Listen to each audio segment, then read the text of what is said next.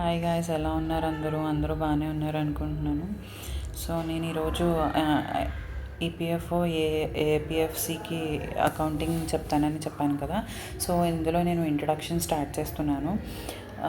ఇది basic. So ఈ chapter చాలా క్లియర్గా వినండి. దీన్ని బేస్ చేసుకొని రిమైనింగ్ అన్ని చాప్టర్స్ కూడా మనం అప్రోచ్ అవ్వగలం. సో ఇందులో మీరు టర్మినాలజీ నేర్చుకుంటారు, అసలు అకౌంటింగ్ మీనింగ్ ఏంటి నేర్చుకుంటారు, సో దీని యొక్క బ్రాంచెస్ తెలుసుకుంటారు. సో మొత్తం అంతా బేసిక్ ఓవర్వ్యూ వస్తుంది అనమాట దీనివల్ల ఈ చాప్టర్ వల్ల మీకు. సో కాన్సన్ట్రేటెడ్గా వినండి.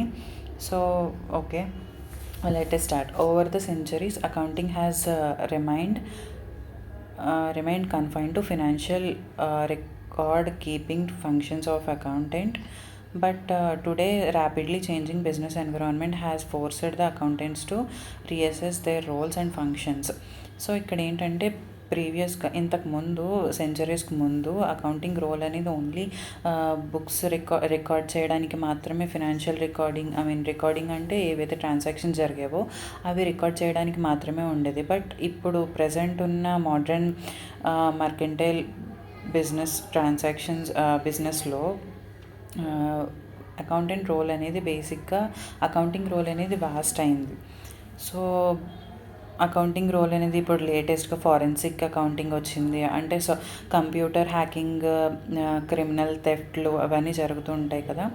సో వాటన్నిటిని ప్రాబ్లమ్ సాల్వ్ చేయడానికి యూస్ అయ్యేదే forensic accounting. So financial planning, అలాగే మీరు ఇన్కమ్ ప్రతి మనిషికి, ఆర్గనైజేషన్స్కి కదా, ఫినాన్షియల్ ప్లానింగ్ అనేది చాలా ఇంపార్టెంట్. అంటే మనకు వచ్చే ఇన్కమ్ని మనం ప్లాన్ చేసుకోవాలి. సేవింగ్స్కి కానీ, ఇన్వెస్ట్మెంట్కి కానీ. సో బేసిక్గా అకౌంటింగ్ రోల్ అనేది ఎంత సేవ్ చేయాలి, ఎంత ఇన్వెస్ట్ చేయాలి for the growth and all, ఇది అకౌంటింగ్ రోల్ అనేది దాంట్లో కూడా వెళ్తుందన్నమాట. అండ్ అలాగే ఎన్విరాన్మెంటల్ అకౌంటింగ్ అంటే ఏంటి అంటే, ఎన్విరాన్మెంటల్ అకౌంటింగ్ బేసికల్గా ఒక ఆర్గనైజేషన్ మనం పెట్టామనుకో, మన చుట్టూ ఉన్న ఎన్విరాన్మెంట్ మీద ఎంతో కొంత నెగిటివ్ ఇంపాక్ట్ ఉంటుంది, as well as positive impact ఉంటుంది.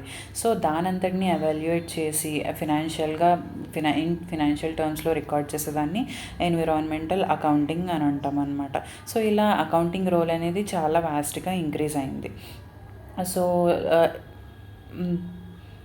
therefore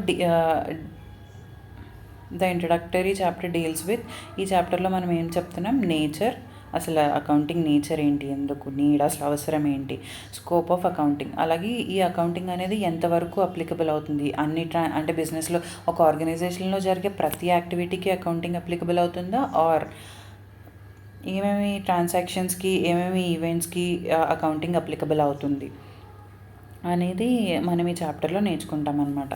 so first know what is the meaning of accounting. In 1941, the American Institute of Certified Public Accountants, so American institute of certified public accountants ఒక definition ఇచ్చారు అకౌంటింగ్కి. ఏంటి? It is an art of recording. First recording అంటే ఏంటి, ఏదైనా ఒకదాన్ని రాయడం. Classifying, రాసిన దాన్ని క్లాసిఫైయింగ్ అంటే ఏంటి, ఆర్గనైజ్డ్ వేలో ప్రజెంట్ చేయడం. సో ఈ రికార్డింగ్ బేసిక్గా జర్నల్ ఎంట్రీస్ అంటారు. అండ్ క్లాసిఫైయింగ్ లెడ్జర్ కిందకు వస్తుంది. And summarising is trial balance. ఇవన్నీ మీరు రాబోయే చాప్టర్స్లో తెలుసుకుంటారు.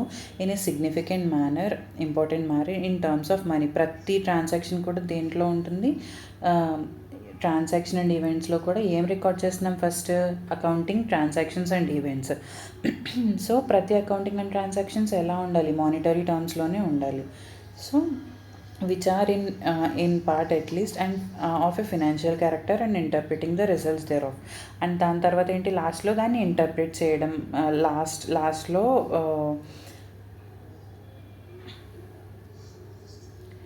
ఇంటర్ప్రిట్ చేయడానికి కూడా ఇది లాస్ట్ స్టేజ్ ఆఫ్ అకౌంటింగ్ అని చెప్పారనమాట. ఇంటర్ప్రిటేషన్ ఆఫ్ రిజల్ట్స్ అంటే ఏమొస్తుంది, ఒక ఆర్గనైజేషన్ ఇయర్ అంతా రన్ చేసిందంటే either profit or loss. So ఆ ఐదర్ ప్రాఫిట్ ఆర్ లాస్ని ఇంటర్ప్రిట్ చేయడం కూడా అకౌంటింగ్ ప్రాసెస్లో ఒక పార్ట్ అని చెప్పి వీళ్ళు డెఫినేషన్ ఇచ్చారనమాట. Okay, next. In 1966, the American Accounting Association ఇంకొక డెఫినేషన్ ఇచ్చింది. The process of identifying, first identify చేయాలి. ఒక ట్రాన్సాక్షన్ జరిగితే first we need to identify the transaction and then measure చేయాలి. మెజర్ చేయడం అంటే ఏంటి? మానిటరీ టర్మ్స్‌లో ఐ మీన్ ఇప్పుడు ఒక ట్రాన్సాక్షన్ జరిగింది. నేను ఒక 100 యాపిల్స్ అమ్మాను అని అంటే దాన్ని మనం ఎలా రికార్డ్ చేస్తాం? దానికి ఒక మానిటరీ వాల్యూ ఉండాలి. ఎంతకు అమ్మావు? సో, దాన్ని మెజరింగ్. నేను 100 యాపిల్స్ ఒక్కొక్కటి 10 రూపీస్‌కి అమ్మాను. సో, నా మానిటరీ వాల్యూ ఎంత? 1000 రూపీస్ నా టోటల్ ట్రాన్సాక్షన్ వాల్యూ, నేను సేల్ చేసిన వాల్యూ. సో, అది మెజరింగ్. ఫస్ట్ నేను యాపిల్స్ అమ్మాను, ఐడెంటిఫై చేశాను ఒక ట్రాన్సాక్షన్ని, అండ్ నేను దాన్ని మెజర్ చేశాను. And then communicating. ఇవన్నీ రికార్డ్ చేసి నేను లాస్ట్లో కమ్యూనికేట్ చేస్తాను. ఎవరికైతే నా బిజినెస్లో ఇంట్రెస్ట్ ఉందో తెలుసుకోవడానికి, యూజర్స్ ఆఫ్ ఫినాన్షియల్ ఇన్ఫర్మేషన్, వాళ్ళకి నేను కమ్యూనికేట్ చేస్తాను. సో ఈ అమెరికన్ అకౌంటింగ్ అసోసియేషన్ ఏం డిఫైన్ చేసిందంటే, ఫస్ట్ ఐడెంటిఫై చేస్తాము, మెజర్ చేస్తాము, and communicate the economic information. Economic information అంటే ఏంటి?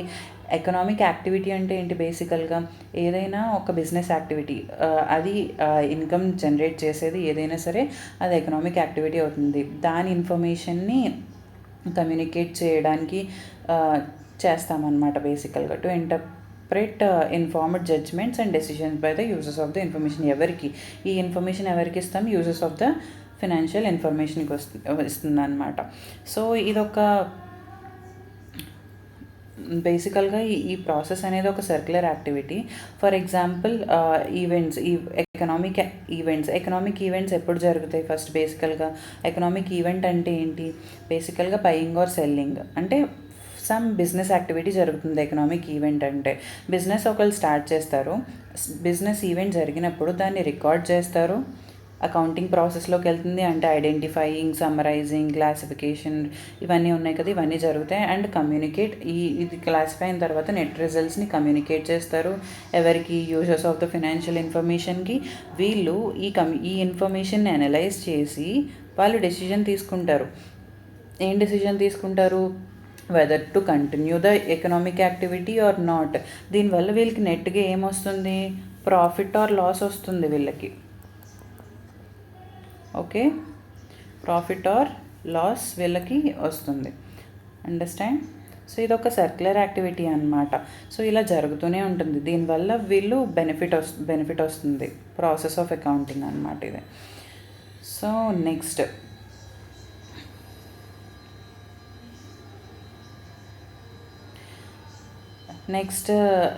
ఇన్ 1970 మళ్ళీ accounting principles board of AICPA ఏమిచ్చిందంటే, emphasized that the function of accounting is to provide quantitative information, primarily financial in nature, about economic activities. Here you need to understand that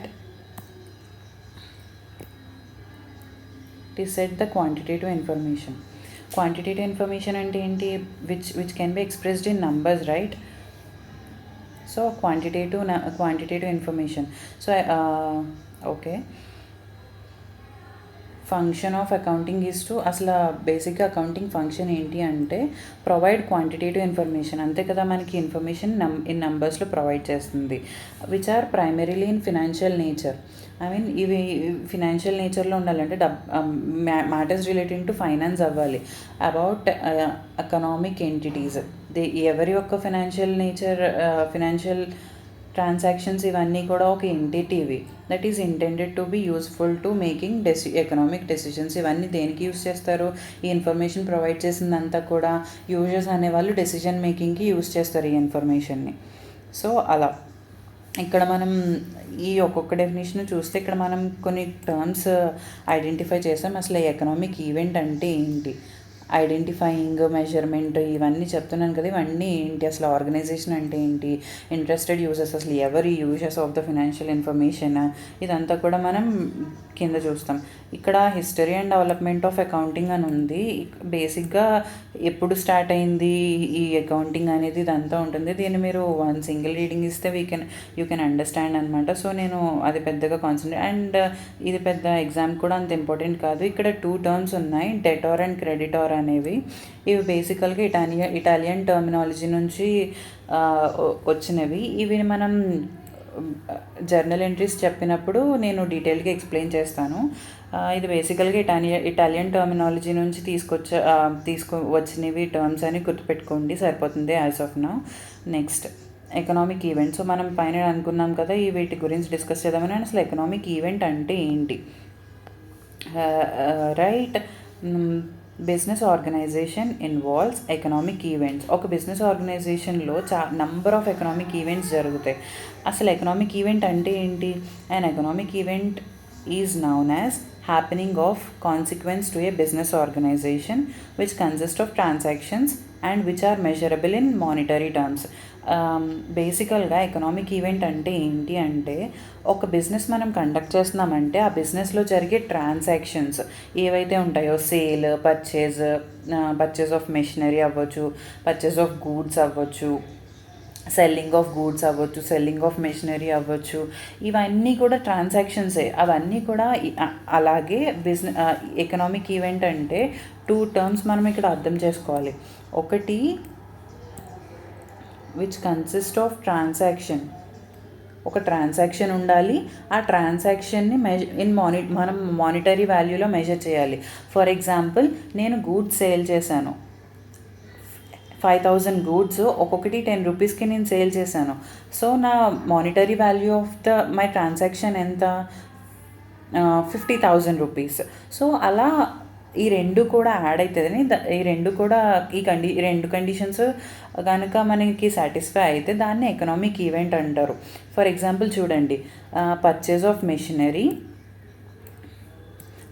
machinery, installing and keeping it ready for manufacturing is an event which comprises number of financial transactions such as, first మనం ఒక machinery purchase చేస్తున్నామంటే ఏమేమి transactions involve అయ్యి ఉంటాయి అందులో? మనం by చేస్తున్నట్టు, buying the machinery, దాని తర్వాత ట్రాన్స్పోర్టేషన్ చేస్తున్నట్టు, ట్రాన్స్పోర్టేషన్ ఆఫ్ ద మిషనరీ, దాని తర్వాత ఆ మిషనరీ పెట్టడానికి సైట్ని ప్రిపేర్ చేస్తాం, సైట్ ప్రిపరేషన్. ఒక సైట్ మనల్ని ప్రిపేర్ చేసుకోవాలి, ఒక ఏరియా సెటప్ చేయాలి. ఒక లార్జ్ సైజు, ఒక పెద్ద ఇండస్ట్రీలో చూస్తే ఒక మిషనరీని మనం సెటప్ చేస్తున్నామంటే ఆ సెటప్కి సైట్ అంతా మనకి అవైలబుల్గా ఉండాలి. ఎలా పడితే అలా తెచ్చేసి పెట్టలేం. సో దానికి కొంచెం కాస్ట్ అవుతుంది. సో సైట్ ప్రిపరేషన్కి అండ్ ఇన్స్టలేషన్కి, దాన్ని తెచ్చి ఇన్స్టాల్ చేయడానికి సమ్ కాస్ట్ అవుతుంది. సో ఎక్స్పెండిచర్ ఇంకా.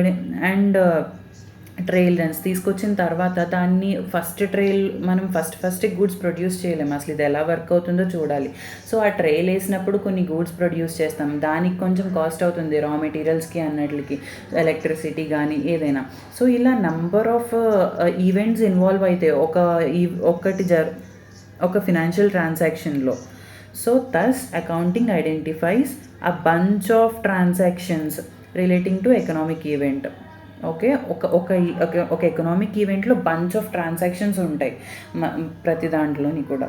So you need to remember that. First ఏంటి ఎకనామిక్ ఈవెంట్ అంటే, రెండు సాటిస్ఫై అవ్వాలి. ఒక ట్రాన్సాక్షన్స్ ఉండాలి అందులో, అలాగే మెజరబుల్ అయి ఉండాలి. ఇలా ఉంటే కనుక అది ఎకనామిక్ ఈవెంట్ అయి ఉంటుంది. ఇందులో బంచ్ ఆఫ్ ట్రాన్సాక్షన్స్ ఉంటాయి ఒక ఈవెంట్లో. ఈ రెండు మీరు గుర్తుపెట్టుకోండి. Okay, if an event involves transactions between outsider and an organisation, these are known as external events. వీటిలో టైప్స్ ఏంటంటే external events and internal events. ఒకవేళ బిజినెస్ ఆర్గనైజేషన్కి అండ్ అవుట్ సైడర్స్కి మధ్య ట్రాన్సాక్షన్ జరుగుతుంది అనుకో. For example, I'm selling goods to mister A. Mister A is outside person. So ఇది ఏమంటారు? ఎక్స్టర్నల్ ఈవెంట్ అంటారు.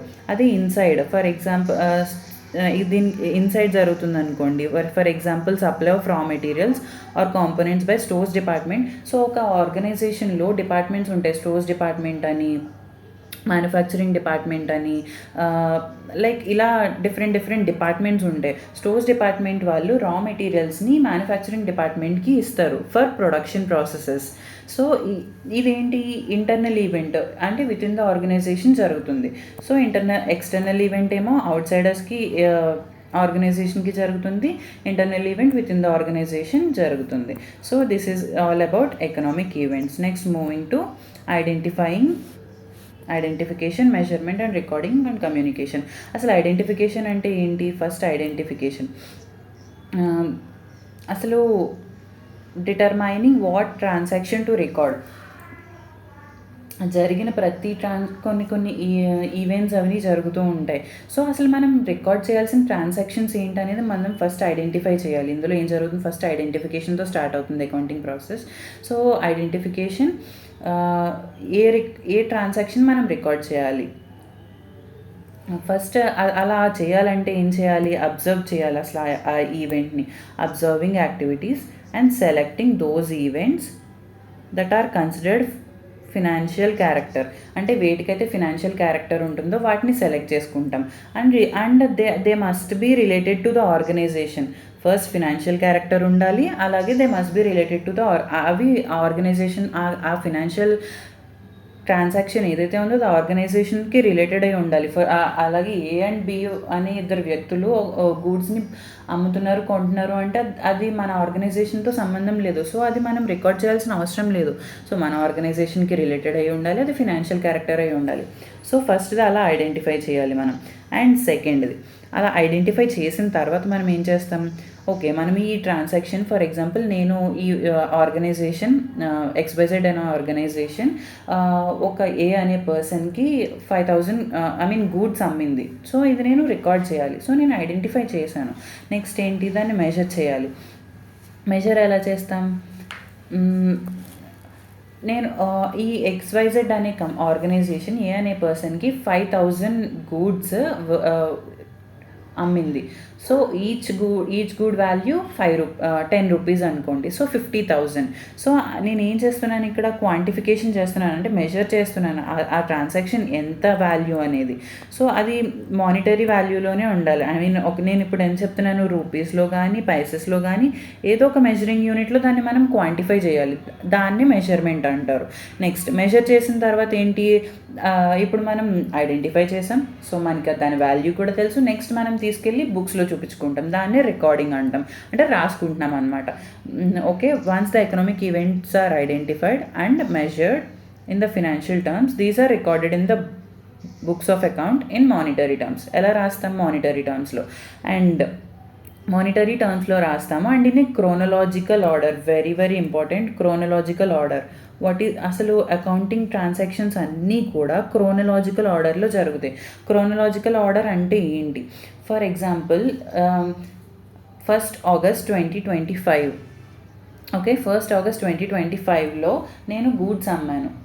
ఓకే, నా transaction 1st August 2025 goods sold to Mr. X, and 2nd August 2025 purchased goods from Mr. Y. So నేను ఏ ఆర్డర్లో రాస్తాను, first April అమ్మిందాన్ని first రాస్తాను, 2nd April కొన్నదాన్ని నేను second రాస్తాను. Chronological order. క్రోనలాజికల్ అంటే ఏంటి, arranging. So wait for a second.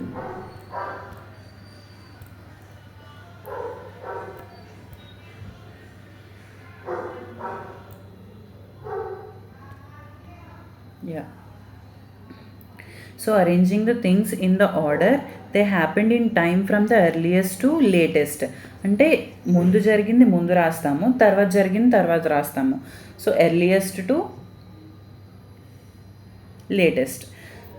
Okay, chronological order అంటే earliest to latest, గుర్తుపెట్టుకోండి. Next, recording is done in a manner that necessary financial information is summarized as per well established practices and made applicable as and when required. So వీటన్నిటికీ కూడా కొన్ని practices ఉన్నాయి, principles, rules ఉన్నాయి కూడా. ఇవన్నీ summarise చేసుకొని ఆ రూల్స్ ప్రకారం ఇన్ఫర్మేషన్ అనేది క్లియర్గా కమ్యూనికేట్ చేయాలి. Next, after recording in a chronological order మనం ఏం చేస్తాము, అంతా రికార్డింగ్ అయిపోయింది, ప్రాసెస్ అంతా చేసాము, క్లాసిఫైయింగ్, సమ్మరైజింగ్ ఇవన్నీ కూడా జరిగినాయి. దాని తర్వాత ఏంటి, ఫైనల్గా ఇన్ఫర్మేషన్ అంతా దేనికి చేస్తున్నాము, ఫినాన్షియల్ యూజర్స్ యూజ్ చేసుకోవడానికి వాళ్ళ డెసిషన్ మేకింగ్లో మనం రికార్డ్ చేస్తున్నాం. అంటే దీన్ని మనం వాళ్ళకి కమ్యూనికేట్ చేయాలి. సో లాస్ట్ ఏంటి, communication. The economic events are identified. First identify చేసాం, మెజర్డ్, రికార్డ్ చేసాము. In order to pertinent information is generated and communicated in a certain form to management and other internal and external users.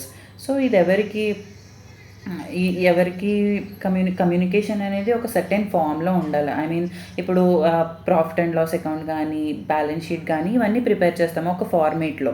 ఆ ఫార్మేట్‌లో prepare చేసి దాని ద్వారా మనం ఇది communicate చేస్తాం. ఎవరికి మేనేజ్మెంట్‌కి గానీ, ఇంటర్నల్ యూజర్స్ గానీ, ఇంటర్నల్ యూజర్స్ అంటే ఎవరెవరు ఉండొచ్చు? ఎంప్లాయీస్ ఉండొచ్చు. ఆహ్ మేనేజ్మెంట్ కూడా ఇంటర్నల్ యూజర్సే. సో, వీళ్ళు ఎక్స్టర్నల్ యూజర్స్ అంటే ఎవరు? ఎక్స్టర్నల్ యూజర్స్ అంటే గవర్నమెంట్ అవ్వచ్చు, క్రెడిటర్స్ అవ్వచ్చు. గవర్నమెంట్ దేనికి యూజ్ చేస్తుంది? టాక్స్ లయబిలిటీస్ వాటిని కలెక్ట్ చేయడానికి ఎంత కలెక్ట్ చేయాలనేది ఎస్టిమేట్ చేయడానికి యూజ్ చేస్తుంది. సో, సెబీ అవ్వచ్చు, రెగ్యులేషన్స్ ఇస్తుంది కదా! వాటిని ఫాలో చేస్తున్నారా లేదా అని వెరిఫై చేయడానికి.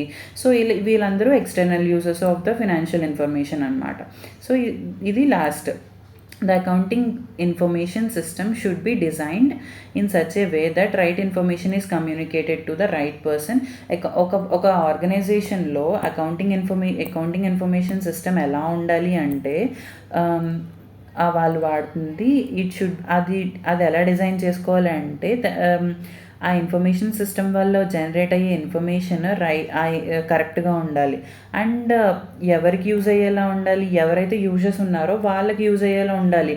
అలాగే with in the time is very important. So, నేను ఇన్ఫర్మేషన్ ఇస్తాను. టైమ్లీ రిపోర్టింగ్ అనేది కూడా చాలా ఇంపార్టెంట్. సో, ఈ రిపోర్టింగ్ అనేది ఎప్పటి నుంచి ఎప్పటికి చేస్తాము? ఎవ్రీ ఫినాన్షియల్ ఇయర్‌కి చేస్తాము. సో, ఆ రిలవెంట్ ఇన్ఫర్మేషన్ రిలవెంట్ టైంకి రైట్ పర్సన్స్‌కి కమ్యూనికేట్ చేయడానికి యూజ్ అయ్యే రైట్ ఇన్ఫర్మేషన్‌ని ప్రొడ్యూస్ చేసేలాగా మన అకౌంటింగ్ సిస్టమ్ ఆర్గనైజేషన్ యొక్క అకౌంటింగ్ సిస్టమ్ అనేది ఉండాలి. So, that's it. Next okay. ఇక్కడితో మనకి ఐడెంటిఫికేషన్, మెజర్మెంట్ అండ్ ఈ టర్మ్స్ అనేవి మీకు క్లారిటీ వచ్చిందనుకుంటున్నాను. నెక్స్ట్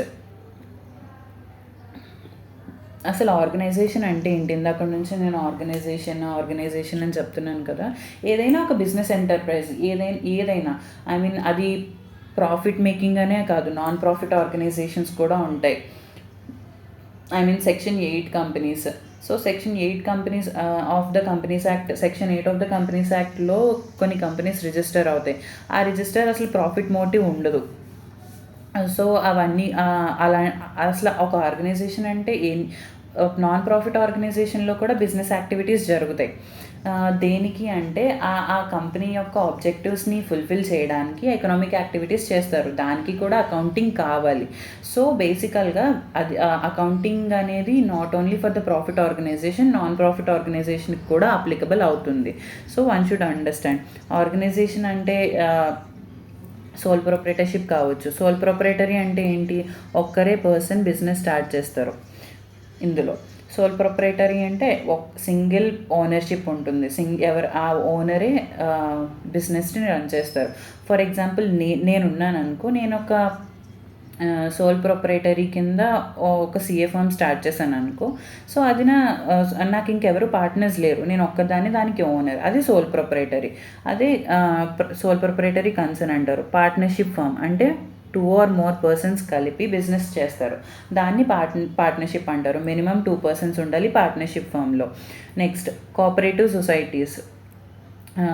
మినిమమ్ 2, మాక్సిమం ఎంతైనా ఉండొచ్చు. కోఆపరేటివ్ సొసైటీస్ యాక్ట్‌లో రిజిస్టర్ అవ్వాలి. ఆ యాక్ట్‌లో రిజిస్టర్ అయితే దాన్ని కోఆపరేటివ్ సొసైటీ అంటారు. కంపెనీ అంటే కంపెనీస్ యాక్ట్ ప్రకారం రిజిస్టర్ అవ్వాలి. దాన్ని కంపెనీ అంటారు. కంపెనీస్ యాక్ట్ 2013లో రిజిస్టర్ అవ్వాలి. దాన్ని కంపెనీ అంటారు. ఎనీ లోకల్ అథారిటీ అంటే పంచాయత్స్, మున్సిపల్ కార్పొరేషన్స్ ఇవన్నీ ఉంటాయి కదా! అవన్నీ కూడా వీటి కిందకు వస్తాయి. మున్సిపల్ కార్పొరేషన్స్ ఇవన్నీ కూడా ఎనీ అదర్ పర్సన్స్. ఇంకా AOP, BOI, association of persons, body of individuals, ఇలా కొన్ని ఉంటాయి. సో, ఎనీ అదర్ పర్సన్స్‌లోకి ఏమేమి చెప్పొచ్చు అంటే ఏఓపి, అసోసియేషన్ ఆఫ్ పర్సన్స్ అంటే కొంతమంది కలిసి ఒక అసోసియేషన్గా ఫామ్ అయ్యి ఒక బిజినెస్ రన్ చేస్తారు. దాన్ని ఏఓపి అంటారు. అండ్ ఇంకోటి BOI, body of individuals. Association of పర్సన్స్లో ఇప్పుడు 2 కంపెనీస్ ఒకలా ఫామ్ అవ్వచ్చు. ఫర్ ఎగ్జాంపుల్ ఇప్పుడు Tata Steel and Reliance Industries కలిపి ఒక గ్రూప్గా ఫామ్ అయ్యి బిజినెస్ చేస్తున్నాయి అనుకో, దాన్ని అసోసియేషన్ ఆఫ్ పర్సన్స్ అనొచ్చు రిజిస్ట్రేషన్ అయ్యి. అలాగే బాడీ ఆఫ్ ఇండివిజువల్స్ అంటే ఇందులో ఓన్లీ ఇండివిజువల్స్ మాత్రమే ఉండాలి. అంటే కంపెనీస్ కానీ అదర్ బిజినెస్ ఆర్గనైజేషన్స్ కానీ ఇన్వాల్వ్ అవ్వకూడదు. ఫర్ ఎగ్జాంపుల్ వీళ్ళు ఎవరెవరు ఉండొచ్చు అంటే only natural persons, I mean Hanu కానీ సుప్రియ కానీ లేదా రామ్ కానీ ఇలా ఎవరైనా ఉండొచ్చు బాడీ ఆఫ్ ఇండివిజువల్స్లో,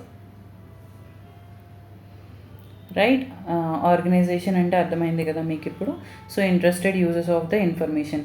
అసలు ఎవరు ఈ ఇన్ఫర్మేషన్ యూజ్ చేసుకుంటారు?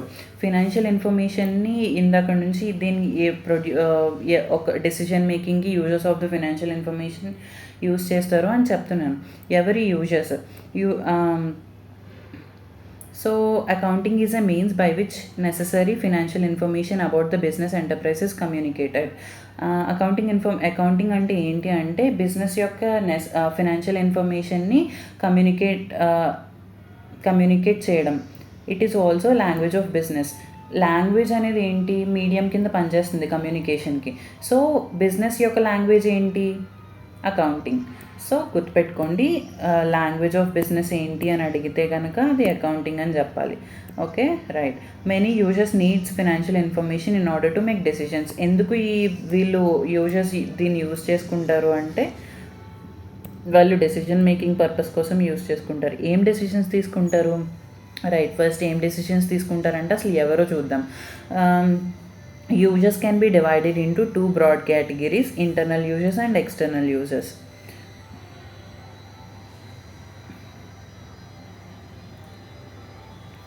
Internal users include chief executive అంటే CEO. మీరు CEO ఆఫ్ ద కంపెనీస్ అని వినుంటారు కదా, సుందర్ పిచాయ్, వీళ్ళందరూ కూడా CEOs కదా. సో అండ్ ఫినాన్షియల్ ఆఫీసర్స్, ఆ కంపెనీలోనే అంటే ఫినాన్షియల్ యాక్టివిటీస్ అన్నీ మానిటర్ చేసేవాళ్ళు. Vice president, business unit managers, plant managers, store managers, supervisors, వీళ్ళందరూ కూడా ఇంటర్నల్ యూజర్స్లోకి వస్తారు. వీళ్ళకి ఎందుకు ఇన్ఫర్మేషన్ అని అంటే కనుక ఒక CEO ఉన్నాడంటే వాళ్ళ బిజినెస్ని ఎలా ఎక్స్పాండ్ చేయాలి, ఎలా ఏమేమి కొత్తగా ఇంప్లిమెంట్ తీసుకురావాలి, న్యూ ప్రోడక్ట్స్ ఏమి ఇంట్రడ్యూస్ చేయాలి, ఐ మీన్ ఇవన్నిటికి డెసిషన్ మేకింగ్కి వాళ్ళ CEO కావాలి. సో అలా ప్రతి ఒక్క రోల్కి వాళ్ళు నెక్స్ట్ చేయబోయే పనికి వాళ్ళు ఆర్గనైజేషన్ని బాగా రన్ చేయడానికి మేనేజ్మెంట్కి ఈ ఇన్ఫర్మేషన్ అనేది కావాలి. సో అంటే వాళ్ళు డెసిషన్ మేకింగ్ కోసం ఈ ఫినాన్షియల్ ఇన్ఫర్మేషన్ని యూజ్ చేస్తున్నారు. అలాగే ఎక్స్టర్నల్ యూజర్స్లోకి ఎవరు వస్తారు? Present and potential investors. So present investors అంటే నాకు తెలుసు, మరి పొటెన్షియల్ ఇన్వెస్టర్స్ అంటే ఎవరు? ప్రెజెంట్ ఇన్వెస్టర్ అంటే ఆల్రెడీ మన దాంట్లో ఇన్వెస్ట్ చేసిన వాళ్ళు, ఐ మీన్ షేర్ హోల్డర్స్ కానీ ఎవరైతే మా కంపెనీ షేర్స్ కొన్నారో వాళ్ళు ప్రెజెంట్ ఇన్వెస్టర్. పొటెన్షియల్ అంటే ఎవరైతే ఫ్యూచర్లో నా షేర్స్ కొనాలి అని అనుకుంటున్నారో,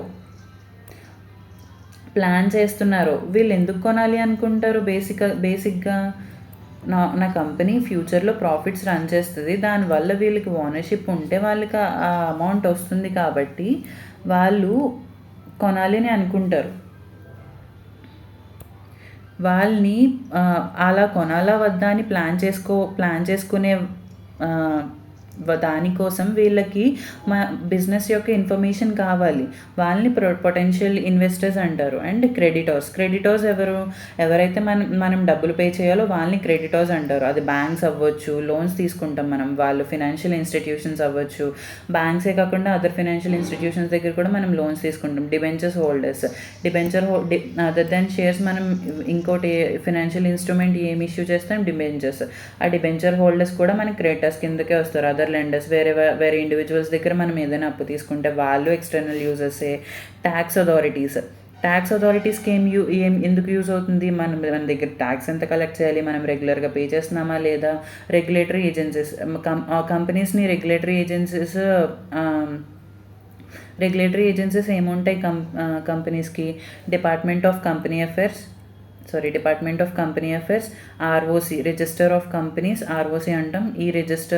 ఈయన దగ్గర కంపెనీస్ అనేవి రిజిస్టర్ అవుతాయి. అంటే కంపెనీస్ యాక్ట్లో రిజిస్టర్ అవ్వాలంటే మనం అప్లికేషన్ పెట్టాలి ఎవరికి? ROCకి. సో ఈ ROC అన్ని ఫినాన్షియల్స్ మనం అప్లోడ్ చేస్తే కానీ కంపెనీస్ని రిజిస్టర్ చేయనివ్వరు. ఐ మీన్ డీటెయిల్స్ అన్నీ కూడా. And securities and exchange board of India, labour unions అంటే లేబర్ లాస్ కరెక్ట్గా ఫాలో అవుతున్నాం, మన ఆర్గనైజేషన్లో ఉన్న ఎంప్లాయీస్ వెల్ఫేర్ కోసం లేబర్ లాస్ అన్నీ కరెక్ట్గా ఫాలో అవుతున్నామా లేదా అనేది వాళ్ళు ఎలా చూస్తారో మన ఫినాన్షియల్స్ చూసి డిసైడ్ అవుతారు. Trade associations, stock exchanges, customers మన దగ్గర గూడ్స్ బెటర్ మంచివా కాదా, మనం అసలు వర్తియా కాదా, ఇవన్నీ కూడా అనాలిసిస్ చేయడానికి వీళ్ళందరికీ కూడా డెసిషన్ మేకింగ్కి ఈ ఫినాన్షియల్ ఇన్ఫర్మేషన్ అనేది యూజ్ అవుతుంది. వీళ్ళందరూ కూడా బేసికల్గా users of the financial information అనమాట. So hope you understand it. Next further moving చూడండి, why do users want accounting information. చూడండి ఫస్ట్ది ఓనర్స్కి దేనికి కావాలి, వాళ్ళు to see if they are getting satisfactory returns on their investment. వాళ్ళు పెట్టిన డబ్బుల మీద వాళ్ళకి కావాల్సినంత ఇన్వెస్ట్మెంట్ వస్తుందా లేదా అనే దాన్ని చూసుకోవడానికి ఓనర్స్ని షేర్ హోల్డర్స్ అని కూడా అంటారు. To assess the financial health of their company and the business, మన కంపెనీ యొక్క ఫినాన్షియల్ హెల్త్ ఎలా ఉంది అనేది చూడడానికి. అండ్ డైరెక్టర్స్ ఆర్ మేనేజర్స్, ఈ డైరెక్టర్స్కి మేనేజర్స్ ఎందుకు, in order to ascertain the company strength and weaknesses. అసలు మన స్ట్రెంగ్త్స్ ఏంటి, వీక్నెసెస్ ఏంటి, and management also concerned with ensuring that the money invested in the company or organisation is generating and adequate return. మన company అసలు adequate returns ఇస్తుందా లేదా. And creditors, next క్రెడిటర్స్కి దేనికి use అవుతుంది, క్రెడిటర్స్ మన యొక్క క్రెడిట్ వర్తినెస్ అంటే మనం పే చేయగలమా లేదా, ఒకవేళ వాళ్ళు మనకి లోన్స్ కనుక ప్రొవైడ్ చేస్తే అనేది చూసుకోవడానికి క్రెడిటర్స్కి యూజ్ అవుతుంది. ప్రాస్పెక్టివ్ ఇన్వెస్టర్స్, అసలు ప్రాస్పెక్టివ్ ఇన్వెస్టర్స్ అంటే ఏంటి, ఫ్యూచర్లో పెట్టాలనుకుంటున్నారు, ప్రజెంట్ మన దాంట్లో ఇన్వెస్టర్ కాదు, వాళ్ళకి మనం మన దాంట్లో పెట్టొచ్చా లేదా, ఇన్కమ్ వాళ్ళ యొక్క ఇన్వెస్ట్మెంట్ అనేది అసెస్ చేయడానికి ఈ ఫినాన్షియల్ ఇన్ఫర్మేషన్ యూజ్ అవుతుంది. అలాగే రెగ్యులేటరీ అథారిటీస్, ఈ వాల్యూ యాడెడ్ ట్యాక్స్ అనేది ప్రజెంట్ వాల్యూ యాడెడ్ ట్యాక్స్ తీసేసి జిఎస్టీ వచ్చింది, సో అది కన్సిడర్ చేయకండి. అండ్ ఇన్కమ్ ట్యాక్స్ కరెక్ట్గా పే చేస్తున్నామా లేదా, ఎక్సైజ్ డ్యూటీస్ పే చేస్తున్నామా లేదా, ఇవన్నీ తెలుసుకోవడానికి అకౌంటింగ్ అనేది రెగ్యులేటరీ అథారిటీస్కి యూజ్ అవుతుంది. Next, so accounting as a source of information. Accounting is a definite process of interlinked activities. Accounting అనేది ఒక ప్రాసెస్, ఒకదాంతో ఒకటి లింక్ ఉంటుంది. ఫస్ట్ రికార్డ్ చేస్తాము, ఫస్ట్ ఐడెంటిఫైయింగ్, క్వాంటిఫైయింగ్, తర్వాత రికార్డింగ్. సో ఇలా చేసిన తర్వాత లాస్ట్ స్టెప్ ఏంటంటే, అంతా రికార్డ్ చేసిన తర్వాత it begins with identification of transaction and ends with preparation of the financial statements. Important point, remember it. begins with identification of the transaction and ends with preparation of the financial statements. Every step is the process of accounting generates information. Okay.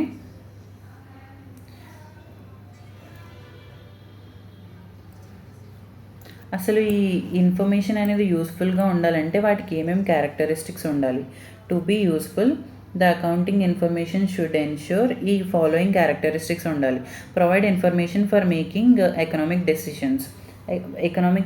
Decisions తీసుకోవడానికి యూజర్స్కి ఇన్ఫర్మేషన్ని provide చేయాలి, అదొక characteristic. Next, serves the users who rely on the financial statements as a principal source of information. ఇది ఒక ఎవరైతే ఈ financial statements మీద డిపెండ్ అయ్యి డెసిషన్ తీసుకోవాలనుకుంటున్నారో వాళ్ళకి ఇది ఒక మేజర్ సోర్స్ ఆఫ్ ఇన్ఫర్మేషన్ కింద పనిచేయాలి. అదొక వన్ ఆఫ్ ద క్యారెక్టరిస్టిక్ అయి ఉండాలి మన ఇన్ఫర్మేషన్. అంటే ఒక గుడ్ అకౌంటింగ్కి ఉండాల్సిన క్యారెక్టరిస్టిక్స్ మనం మాట్లాడుతున్నాం.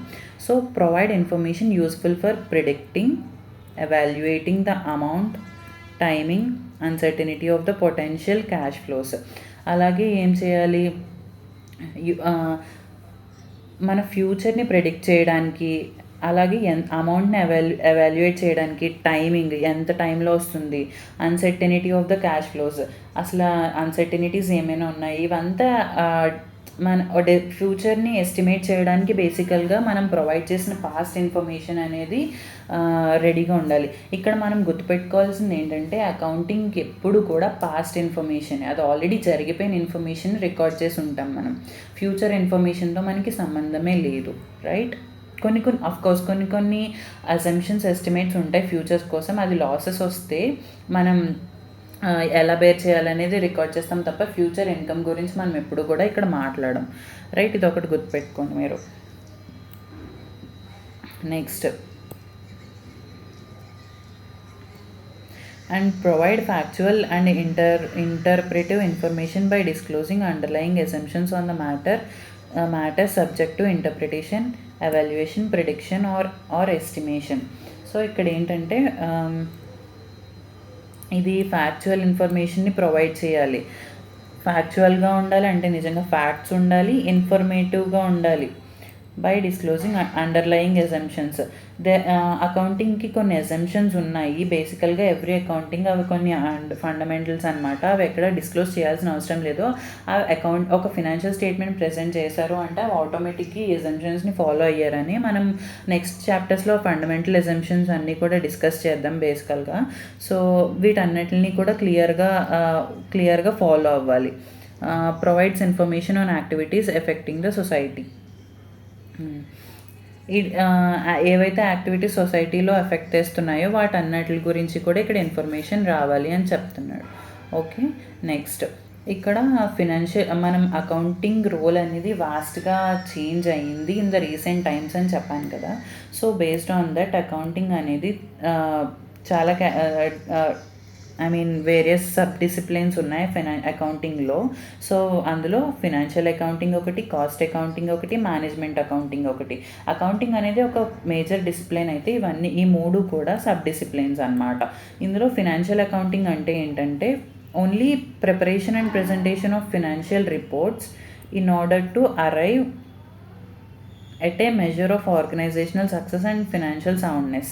సో ఇందులో అసలు ఆర్గనైజేషన్ ఎంతవరకు సక్సెస్ అయింది, ఫినాన్షియల్ సౌండ్నెస్ అంటే ఫినాన్షియల్గా సౌండ్నెస్ అంటే ఏంటి, ఫినాన్షియల్గా అది గ్రోత్ పొటెన్షియల్ ఉందా లేదా, హెల్తీగా ఉందా లేదా అనేది ఫినాన్షియల్ హెల్తీనెస్ అనేది ఇక్కడ చూస్తామన్నమాట అకౌంటింగ్లో. ఫినాన్షియల్ అకౌంటింగ్లో ఎక్కడ కూడా మనం కాస్ట్ గురించి మాట్లాడడం, ఎక్స్పెన్సెస్ గురించి మాట్లాడతాం కానీ. అండ్ అలాగే కాస్ట్ అకౌంటింగ్ అనేది దేనికోసం అంటే ఒక ప్రోడక్ట్ని మనం అమ్ముతున్నామంటే దాని యొక్క ప్రైస్ మనకి కాస్ట్ మీద ప్రాఫిట్ యాడ్ చేసి అమ్ముతాం. So cost and management accounting ఎంత ప్రైస్కి అమ్మాలి మనం అనేది మనకి చెప్తుంది. అలాగే ఎక్కడెక్కడ మనం సేవ్ చేయొచ్చు అంటే కాస్ట్ సేవింగ్ మెథడ్స్ వీటన్నిటి గురించి స్టడీ చేసి రిపోర్ట్స్ ఇచ్చేదాన్ని కాస్ట్ అండ్ మేనేజ్మెంట్ అకౌంటింగ్ అని అంటాం, కాస్ట్ అకౌంటింగ్ అంటాం. ఓకే, సో చూడండి, cost accounting assist in analysing the expenditure for ascertaining cost of various product manufactured and services rendered by a firm. Cost of various product, so ascertaining the cost of various products and manufacturing దేనికి use అవుతుంది, వాటి యొక్క ప్రైజెస్ని fix చేయడానికి, కాస్ట్ని assess చేయడానికి use అవుతుంది. It also helps in controlling the cost and providing necessary cost information to the management for making decisions. So మనకి కాస్ట్ ఎంత అవుతుంది అని తెలిస్తే అందులో పెట్టాలా లేదా అనేది మనం ఆలోచిస్తాం. సో డెసిషన్ మేకింగ్కి యూజ్ అవుతుంది కాస్ట్ అండ్ ఎవరికి యూజ్ అవుతుంది, మేనేజ్మెంట్కి యూజ్ అవుతుంది. అంటే whether to invest or not అనేది ఇందులో తెలుస్తుంది అనమాట. మేనేజ్మెంట్ అకౌంటింగ్ ఏంటి, management accounting deals with provision of necessary accounting information to people within the organisation. Management accounting ఏంటి అంటే ఏదైతే అవసరమైన ఇన్ఫర్మేషన్ ఉందో మేనేజ్మెంట్కి దాన్ని ప్రొవైడ్ చేయడంలో మేనేజ్మెంట్ అకౌంటింగ్ అనేది యూజ్ అవుతుంది అన్నమాట.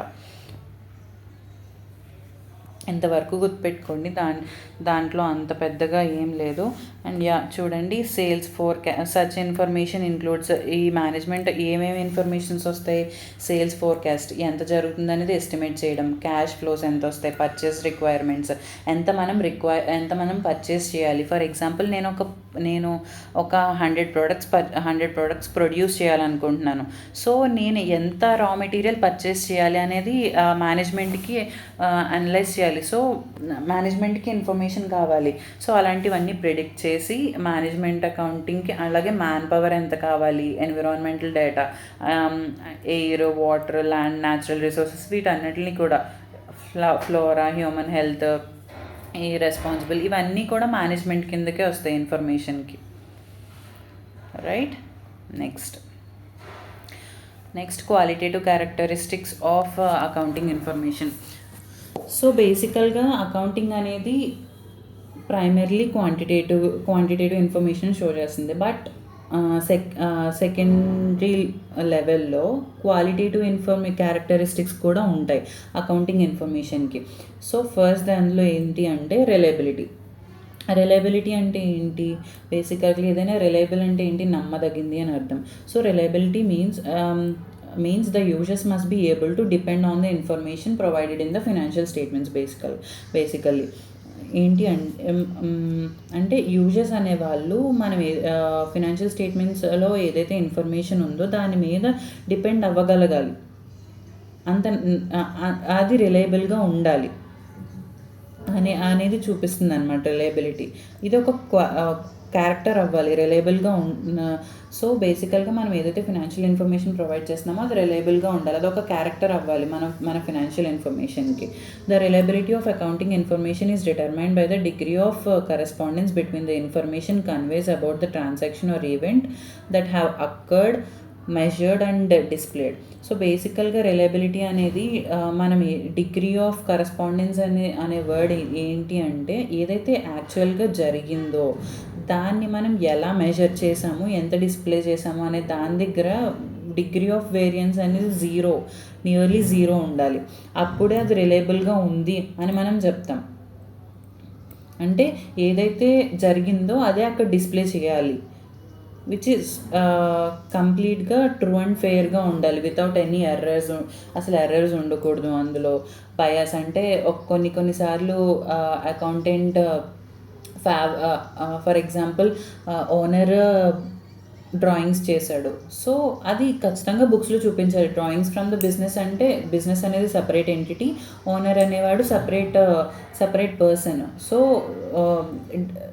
బిజినెస్ నుంచి మనీ తీసుకెళ్ళినప్పుడు అది ఖచ్చితంగా అక్కడ డిస్ప్లే చేయాలి. బయాస్ ఏమి ఉండకూడదు, డిఫరెన్సియేషన్ చూపించకూడదు. అయ్యో ఓనరే కదా తీసుకెళ్ళాడు నేను కవర్ చేస్తాను, అలాంటివి ఏమి ఉండకూడదు. సో ఫెయిత్ఫుల్గా రిప్రజెంట్ చేయాల్సిందే. సో అప్పుడు రిలయబిలిటీ అనేది పెరుగుతుంది. నెక్స్ట్ ఈ బ్రాంచెస్ ఆఫ్ అకౌంటింగ్ మనం ఆల్రెడీ చూసాము. సో నెక్స్ట్ ఏంటంటే రెలవెన్స్.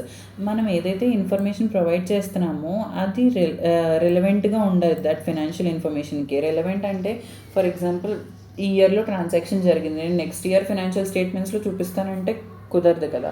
సో ఈ ఇయర్కి రెలవెంట్ ఉండాలి. అలాగే అది ఏదైతే ఉందో ఆ ఇన్ఫర్మేషన్ ప్రొవైడ్ చేశారో అది డెసిషన్ మేకింగ్కి ఎవరికైతే మనం ప్రొవైడ్ చేస్తున్నామో వాళ్ళకి యూస్ఫుల్గా ఉండాలి. సో రెలవెంట్గా ఉండాలి. The relevant to be relevant information must be available in term. రెలవెంట్గా ఉండాలి ఏంటి ఇన్ టైంలో ఉండాలి, అంటే సేమ్ పీరియడ్లో చూపించాలి. And must help in prediction, ఫ్యూచర్ని ప్రిడిక్ట్ చేయడానికి ప్రిడిక్ట్ అంటే నేను బిజినెస్ చేయగలనా లేదా డెసిషన్ మేకింగ్కి యూజ్ అవ్వాలి అది. And feedback and must influence the decision making of the users. Okay, decision మేకింగ్ని ఇన్ఫ్లుయెన్స్ చేయాలి. Help them for prediction about the outcomes of పాస్ట్లో జరిగిన వాటిని, ప్రజెంట్లో జరుగుతున్న వాటిని, ఫ్యూచర్ ఈవెంట్స్ని కూడా వాళ్ళు ఆలోచించి వాళ్ళ డెసిషన్ మేకింగ్కి యూజ్ అయ్యేలాగా ఇవి ఉండాలన్నమాట. ఫినాన్షియల్ ఇన్ఫర్మేషన్ రిలవెంట్గా ఉండాలి. Next confirming or correcting their past evaluations. పాస్ట్గా ఏవైతే ఎవాల్యుయేషన్స్ వాళ్ళు చేసి ఉంటారో వాటికి కన్ఫర్మేషన్ ప్రొవైడ్ చేయగలగాలి, అండ్ లేదంటే కరెక్ట్ చేయగలగాలి. వాళ్ళు ఒకవేళ తప్పుగా అనుకుని ఉంటే వాటిని కరెక్ట్ చేయగలగాలి. సో ఫైనల్లీ ఇన్ఫర్మేషన్ అనేది వాళ్ళ డెసిషన్ మేకింగ్కి రిలవెంట్గా ఉండాలి, యూస్ఫుల్ అవ్వాలి, అండ్ వాళ్ళకి నెక్స్ట్ ఏంటంటే అండర్స్టాండబిలిటీ అంటే ఏంటి, ఏదైతే మనం ఇన్ఫర్మేషన్ చెప్పాలి అని అనుకుంటున్నామో ఇన్ ద సేమ్ సెన్స్ వాళ్ళకి కన్వే అవ్వాలి. Understandability means decision makers must interpret accounting information in the same sense as it is prepared and conveyed to them. మనం ఎలా అయితే ఏ సెన్స్లో అయితే ప్రిపేర్ చేసామో వాళ్ళకి చెప్పడానికి, అదే సెన్స్లో వాళ్ళకి కన్వే అయ్యేలా ఉండాలి ఆ ఇన్ఫర్మేషన్ అనేది. The qualities that distinguish between good and bad communication in a message are fundamental to the understandability of the message. ఏదైతే బేసిక్ క్వాలిటీస్ అంటే ఇప్పుడు మనం good communication and bad communication అనే ఒక మెసేజ్లో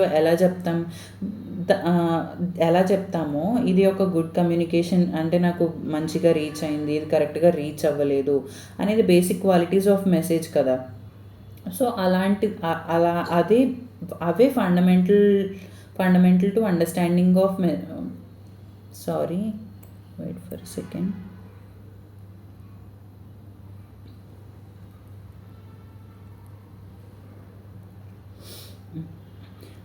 బేసికల్గా గుడ్ మెసేజ్ ఇప్పుడు ఒక మెసేజ్ని మనం ఇది గుడ్ కమ్యూనికేషన్, ఇది ఇన్ఫర్మేషన్ ప్రాపర్గా కన్వే అయింది, బ్యాడ్ కమ్యూనికేషన్ అంటే ఇన్ఫర్మేషన్ ప్రాపర్గా కన్వే అవ్వలేదు అనేది ఒక క్వాలిటీ కదా ఒక మెసేజ్కి. సో అలాగే అండర్స్టాండబిలిటీ కూడా ఒక బేసిక్ ఫండమెంటల్ క్వాలిటీ అన్నమాట ఏది financial ఇన్ఫర్మేషన్కి.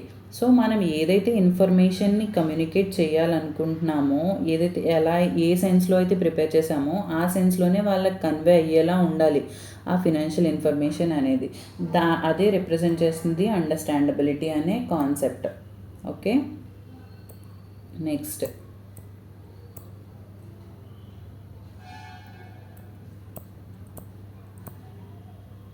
a message is said to be effectively communicated when it is interpreted by the receiver of the message in the same sense in which the sender has sent.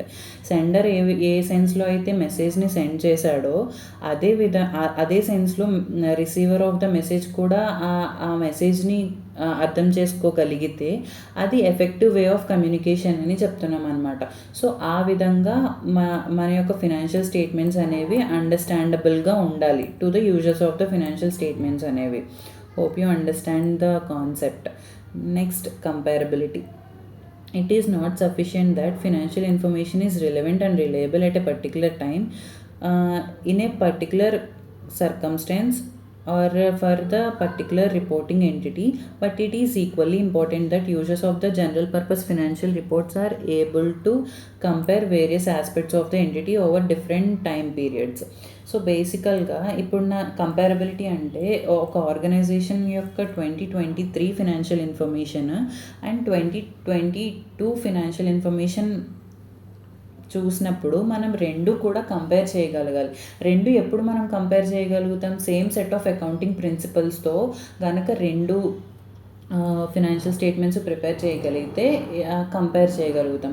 If in case two organisations, for example there organisation A and organisation B ఉంది.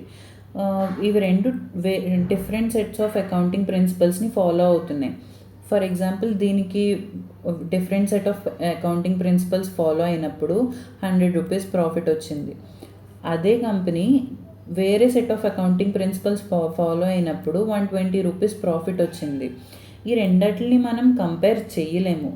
ఎందుకు compare చేయలేము అంటే ఈ రెండు కూడా different set of accounting principles follow అయ్యాయి. For example ఇది LIFO method of inventory follow అయితే ఇది ఫిఫో మెథడ్ ఫాలో అయింది. సో ఇన్వెంటరీ ప్రైజింగ్లో డిఫరెన్స్ ఉంది. ఇలా డిఫరెన్స్ ఉన్నప్పుడు ప్రాఫిట్ అనేది క్లోజింగ్ స్టాక్ అనేది ఇది ఎక్కువ ఉండొచ్చు, ఇది తక్కువ ఉండొచ్చు, depends on the prices and all. So ఇలా ఉన్నప్పుడు మన ప్రాఫిట్ అనేది వ్యారీ అవుతుంది క్లోజింగ్ స్టాక్ మీద డిపెండ్ అయ్యి టూ ఎంట్రీస్ని ఫాలో అవ్వలేం. ఇలా డిఫరెన్సెస్ ఉండకూడదు కాబట్టి generally accepted accounting principles GAAP అనేవి తీసుకొచ్చారనమాట. సో కంపేర్ చేయడానికి ఈజీగా ఉండడానికి ఇవి అందరూ వాడే principles, generally accepted accounting principles. ఈ అకౌంటింగ్ ప్రిన్సిపల్స్ని ఫాలో అయ్యి ప్రతి ఆర్గనైజేషన్ ఫినాన్షియల్ రిపోర్ట్స్ని ప్రిపేర్ చేయాలి. వీటిని ఫాలో అయ్యి ప్రిపేర్ చేసే ఫినాన్షియల్ రిపోర్ట్స్ని జనరల్ పర్పస్ ఫినాన్షియల్ రిపోర్ట్స్ అంటారు. అంటే వీటిని ఇవి ఎందుకు యూజ్ చేస్తారంటే ఇవి జనరల్ పర్పస్ ఫినాన్షియల్ రిపోర్ట్స్ అనేవి వాస్ట్ నెంబర్ ఆఫ్ పీపుల్కి యూజ్ అయ్యేలాగా అంటే అందరికీ జనరల్గా యూజ్ అయ్యే ప్రిన్సిపల్స్ని ఫాలో అయ్యి ప్రతి ఒక్క ఆర్గనైజేషన్ రిపోర్ట్స్ని ప్రిపేర్ చేస్తుంది. అలా కాకుండా ఇంకొక టైప్ ఆఫ్ ఫినాన్షియల్ స్టేట్మెంట్స్ కూడా ఉంటాయి. స్పెషల్ పర్పస్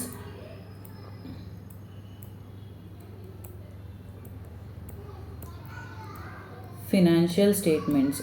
ఇవి ఎందుకు అంటే బేసికల్గా ఒక ఆర్గనైజేషన్ దగ్గరికి మనం వెళ్ళినప్పుడు ఒక బ్యాంక్కి మనం లోన్కి వెళ్తున్నప్పుడు లోన్కి ఆ బ్యాంకర్కి వీలుగా కొన్ని మనం ఎస్టిమేట్స్ వేసి, అంటే ఫ్యూచర్లో జరిగే ఎస్టిమేట్స్, మేము ఇలా బిజినెస్ చేస్తాము, ఎస్టిమేటెడ్ P&L కానీ ఎస్టిమేటెడ్ బ్యాలెన్స్ షీట్ కానీ ఇవన్నీ ప్రిపేర్ చేసి ఫ్యూచర్వి కూడా ఇస్తాం. అవి కూడా సర్టెన్ రూల్స్ ఫాలో అయ్యి ఇస్తాము. బట్ అవి స్పెసిఫిక్ టు ద బ్యాంకర్, ఆ బ్యాంక్ లోన్కి సంబంధించినంత వరకు మాత్రమే మనం ప్రిపేర్ చేస్తాం. అవన్నీ ఎస్టిమేట్స్, జరిగినవి కాదు. అండ్ ప్రీవియస్గా కూడా అంటే వాళ్ళ యొక్క షెడ్యూల్స్ ప్రకారం, వాళ్ళ యొక్క ఫార్మేట్ ప్రకారం, బ్యాంక్ రిక్వైర్మెంట్ ప్రకారం మనం ప్రిపేర్ చేస్తున్నాం. అంటే స్పెషల్ పర్పస్ కోసం ప్రిపేర్ చేస్తున్నాం. అందుకే లోన్ అనే స్పెషల్ పర్పస్ కోసం ప్రిపేర్ చేస్తున్నాం కాబట్టి స్పెషల్ పర్పస్ ఫినాన్షియల్ స్టేట్మెంట్స్. జనరల్గా ఎవ్రీ ఇయర్ ప్రిపేర్ చేసేదాన్ని జనరల్ పర్పస్ ఫినాన్షియల్ రిపోర్ట్స్ అంటారు అనమాట. Hope you understand. So general purpose financial statements అనేవి అంటే ఒక ఆర్గనైజేషన్ నుంచి ఇంకో ఆర్గనైజేషన్ బిజినెస్ని కంపేర్ చేయడానికి, లేదా మన ప్రాఫిట్స్ని ఈ ఇయర్ది ప్రీవియస్ ఇయర్ ప్రాఫిట్స్ని కంపేర్ చేయడానికి యూజ్ అవుతాయి. సో అలా కంపారబిలిటీ అనేది ఉండాలి. Okay, next point.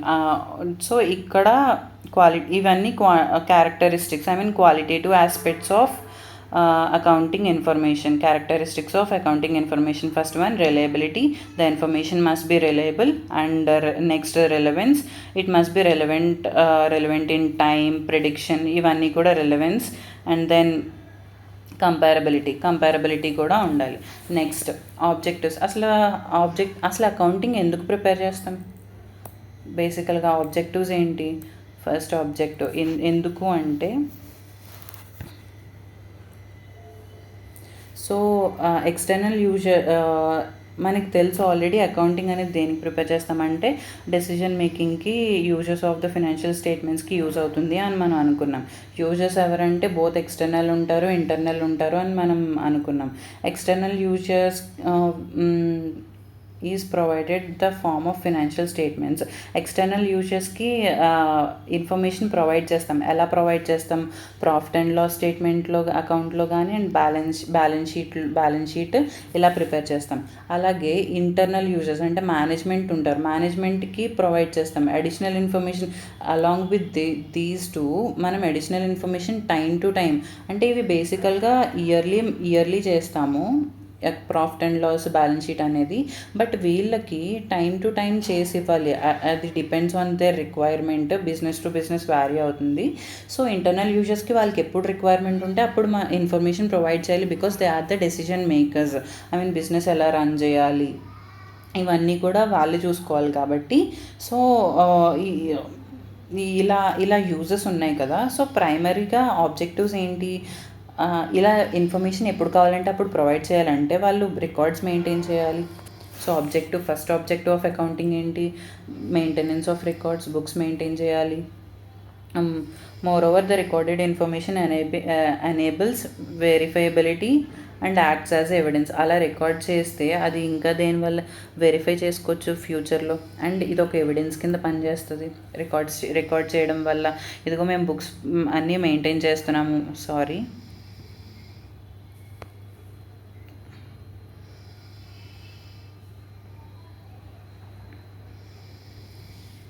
సారీ, మేము బుక్స్ అన్నీ మెయింటైన్ చేస్తున్నాము. సో డైలీ, వీక్లీ, మంత్లీ అన్నీ మావి టైం టు టైం ఉన్నాయి. Wait for a second.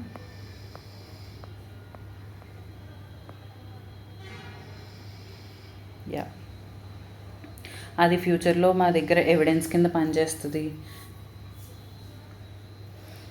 Next, so business maintenance of record అనేది ప్రైమరీ ఆబ్జెక్టివ్. అండ్ తర్వాత calculation of profit and loss. So ఇక్కడ మీరు ఆలోచిస్తే profit and loss and balance sheet, depiction of financial position and calculation of profit and loss. Profit and loss అనేది మనం ఏ స్టేట్మెంట్లో చూస్తాము అంటే profit and loss స్టేట్మెంట్లో చూస్తాం. So దీన్నే పీరియాడిక్ స్టేట్మెంట్ అని కూడా అంటారు. ఇది ఎందుకంటే పీరియడ్కి ప్రిపేర్ చేస్తాం అనమాట, ఎవ్రీ పీరియడ్కి. అలాగే బ్యాలెన్స్ షీట్ అనేది పొజిషన్ స్టేట్మెంట్ అని అంటారు. పొజిషన్ స్టేట్మెంట్ ఎందుకు అంటే యాజ్ ఆన్ పర్టికులర్ డేట్ మన ఫినాన్షియల్ పొజిషన్ ఎలా ఉంది, ఫినాన్షియల్ పొజిషన్ అంటే అసెట్స్ ఎన్ని ఉన్నాయి, లయబిలిటీస్ ఎన్ని ఉన్నాయి అనేది యాజ్ ఆన్ దట్ డేట్ చూస్తాం. అదే ప్రాఫిట్ అండ్ లాస్ అకౌంట్ అయితే for the period, I mean for the starting period. For example చూడండి, profit and loss account of XYZ limited for the period from 1st April 2024 to 31st March 2025. I mean particular period అంటే financial transactions అన్నీ తీసుకుంటాము. 1st April 2024 నుంచి జరిగినవి ఎప్పటి వరకు 31st March 2025 వరకు జరిగిన మొత్తం ట్రాన్సాక్షన్స్, ఇన్కమ్స్ కానీ ఎక్స్పెన్సెస్ కానీ అన్నీ చూసుకొని ఆ పీరియడ్లో నెట్ ప్రాఫిట్ ఎంత వచ్చింది అనేది for that period total period provide చేస్తున్నాం as on that period. Profit and loss యొక్క టైటిల్ ఎప్పుడు కూడా, ప్రాఫిట్ అండ్ లాస్ అకౌంట్ యొక్క టైటిల్ ఎప్పుడు కూడా ఇలానే ఉండాలి, profit and loss account of XYZ limited for the period అనేది చాలా ఇంపార్టెంట్. ఫ్రమ్ పీరియడ్ మెన్షన్ చేయాలి. అలాగే బ్యాలెన్స్ షీట్ చూడండి, పీరియడ్ ఎక్కడ మెన్షన్ చేయట్లేదు, యాజ్ ఆన్ 31st March 2025 ఆ రోజుకి అసెట్స్ ఎంత ఉన్నాయి నా దగ్గర టోటల్గా, ఆ రోజుకి లయబిలిటీస్, ఇయర్ ఎండ్లో లయబిలిటీస్ ఎంత ఉన్నాయి అనేది ఇక్కడ మనం చూస్తామన్నమాట. Okay, did you understand it? I hope you understand it. Next చూడండి, ఇక్కడ ఫర్ ఎగ్జాంపుల్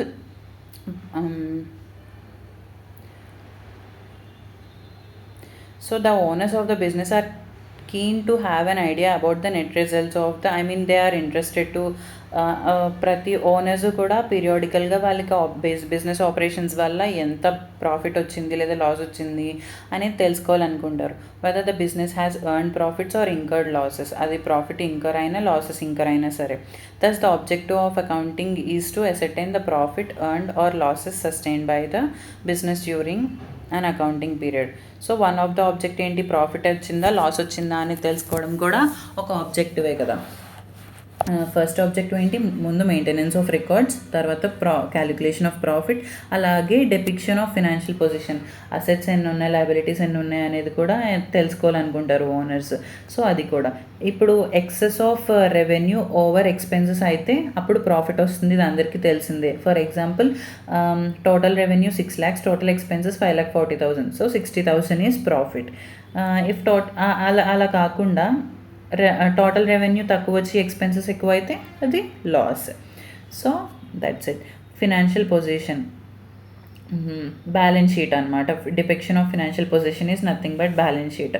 సో అసెట్స్ ఎన్ని ఉన్నాయి, అసెట్స్ అంటే రిసోర్సెస్ అంటే క్యాష్ కానీ మెషినరీ కానీ యాజ్ ఆన్ దట్ డేట్ ఎంత వాల్యూ ఉన్నాయి, ఎన్ని ఉన్నాయి. అలాగే లయబిలిటీస్, ఎవరెవరికి మనం లయబుల్ ఉన్నాం ఇది కూడా మనం యూజర్స్ తెలుసుకోవాలనుకుంటారు end of the financial year. So ఇదొక objective. Next, providing accounting information to the users, అల్టిమేట్గా అకౌంటింగ్ ఇన్ఫర్మేషన్ని ప్రొవైడ్ చేయాలి.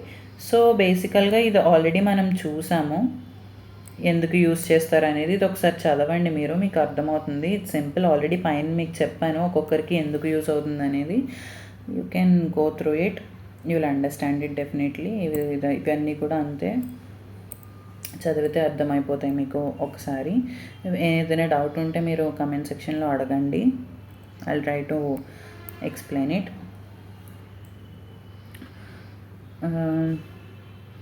Next, this is not that important, role of accounting for one time reading ఇస్తే సరిపోతుంది, మీరు చదవండి ఇది కూడా. ఏదైనా ఇంపార్టెంట్ ఉంటే నేను చెప్తాను. సో ఇది ఆన్సర్ చేద్దాం మనం ఒకసారి. ఇప్పటి వరకు మీరు బాగానే తెలుసుకున్నారు అనుకుంటున్నాను. Which of the following is not a business transaction. ఇక్కడ ఇచ్చిన వాటిలో ఏది బిజినెస్ ట్రాన్సాక్షన్ కాదు. బాట్ ఫర్నిచర్ ఫర్ ఏదైనా బిజినెస్కి రిలేటెడ్ ఉంటే అది బిజినెస్ ట్రాన్సాక్షనే అవుతుంది. సో బిజినెస్ అనేది ఇన్వాల్వ్ అయ్యి ఉంటే. Bought furniture of 10,000 for the business. So బిజినెస్కి యూజ్ అవుతుంది ఇది. Paid for salaries of employees. మన బిజినెస్లో వర్క్ చేసిన ఎంప్లాయీస్కి మనం శాలరీస్ పే చేసాం. సో బిజినెస్ ట్రాన్సాక్షనే. Paid son fees from her personal bank account. తన సన్ కొడుకు ఫీజు తన personal bank account, business bank account కాదు, పర్సనల్ బ్యాంక్ అకౌంట్ నుంచి పే చేసింది. This is not related to bank. And paid son fees from business bank. ఇదేమవుతుంది? Drawings అవుతుంది, business bank కాబట్టి. అంటే ఓనర్ డ్రాయింగ్స్ బిజినెస్ నుంచి క్యాపిటల్ అనేది డ్రా చేసింది. ఎందుకు? సన్ ఫీజ్ పే చేయడం కోసం. ఇది బిజినెస్ ట్రాన్సాక్షనే. ఇది కూడా రికార్డ్ చేయాలి. ఇది పర్సనల్ బ్యాంక్ అకౌంట్ నుంచి పే చేసింది, అసలు బిజినెస్కి సంబంధం లేదు. So answer is C. Right. Deepti wants to buy a building for her business today. Deepti అనే ఆవిడ తన బిజినెస్ కోసం ఒక బిల్డింగ్ కొనాలనుకుంటుందంట. Which of the following is relevant data for his decision. ఈ కింద ఇచ్చింది ఏది రిలవెంట్ అని చెప్తున్నారు. Similar business acquired the required building in 2000 for 10 lakhs. Similar business. So బేసికల్గా ఇది 2000 టైంలోది, 2005 ఆ ఇయర్లోది. పాస్ట్ ఇయర్ డేటా అవసరం, రిలవెంట్ కాదు మనకి. సో ఇది not answer. Building cost details in 2003. అసలు పాస్ట్ ఇయర్స్ అవసరం లేదు. 2005. దీన్ని మీరు ప్రజెంట్కి మార్చుకోండి, 2025 అని మార్చుకోండి. ఇది రిలవెంట్. అంటే పాస్ట్ డేటా మనకు అవసరం లేదు.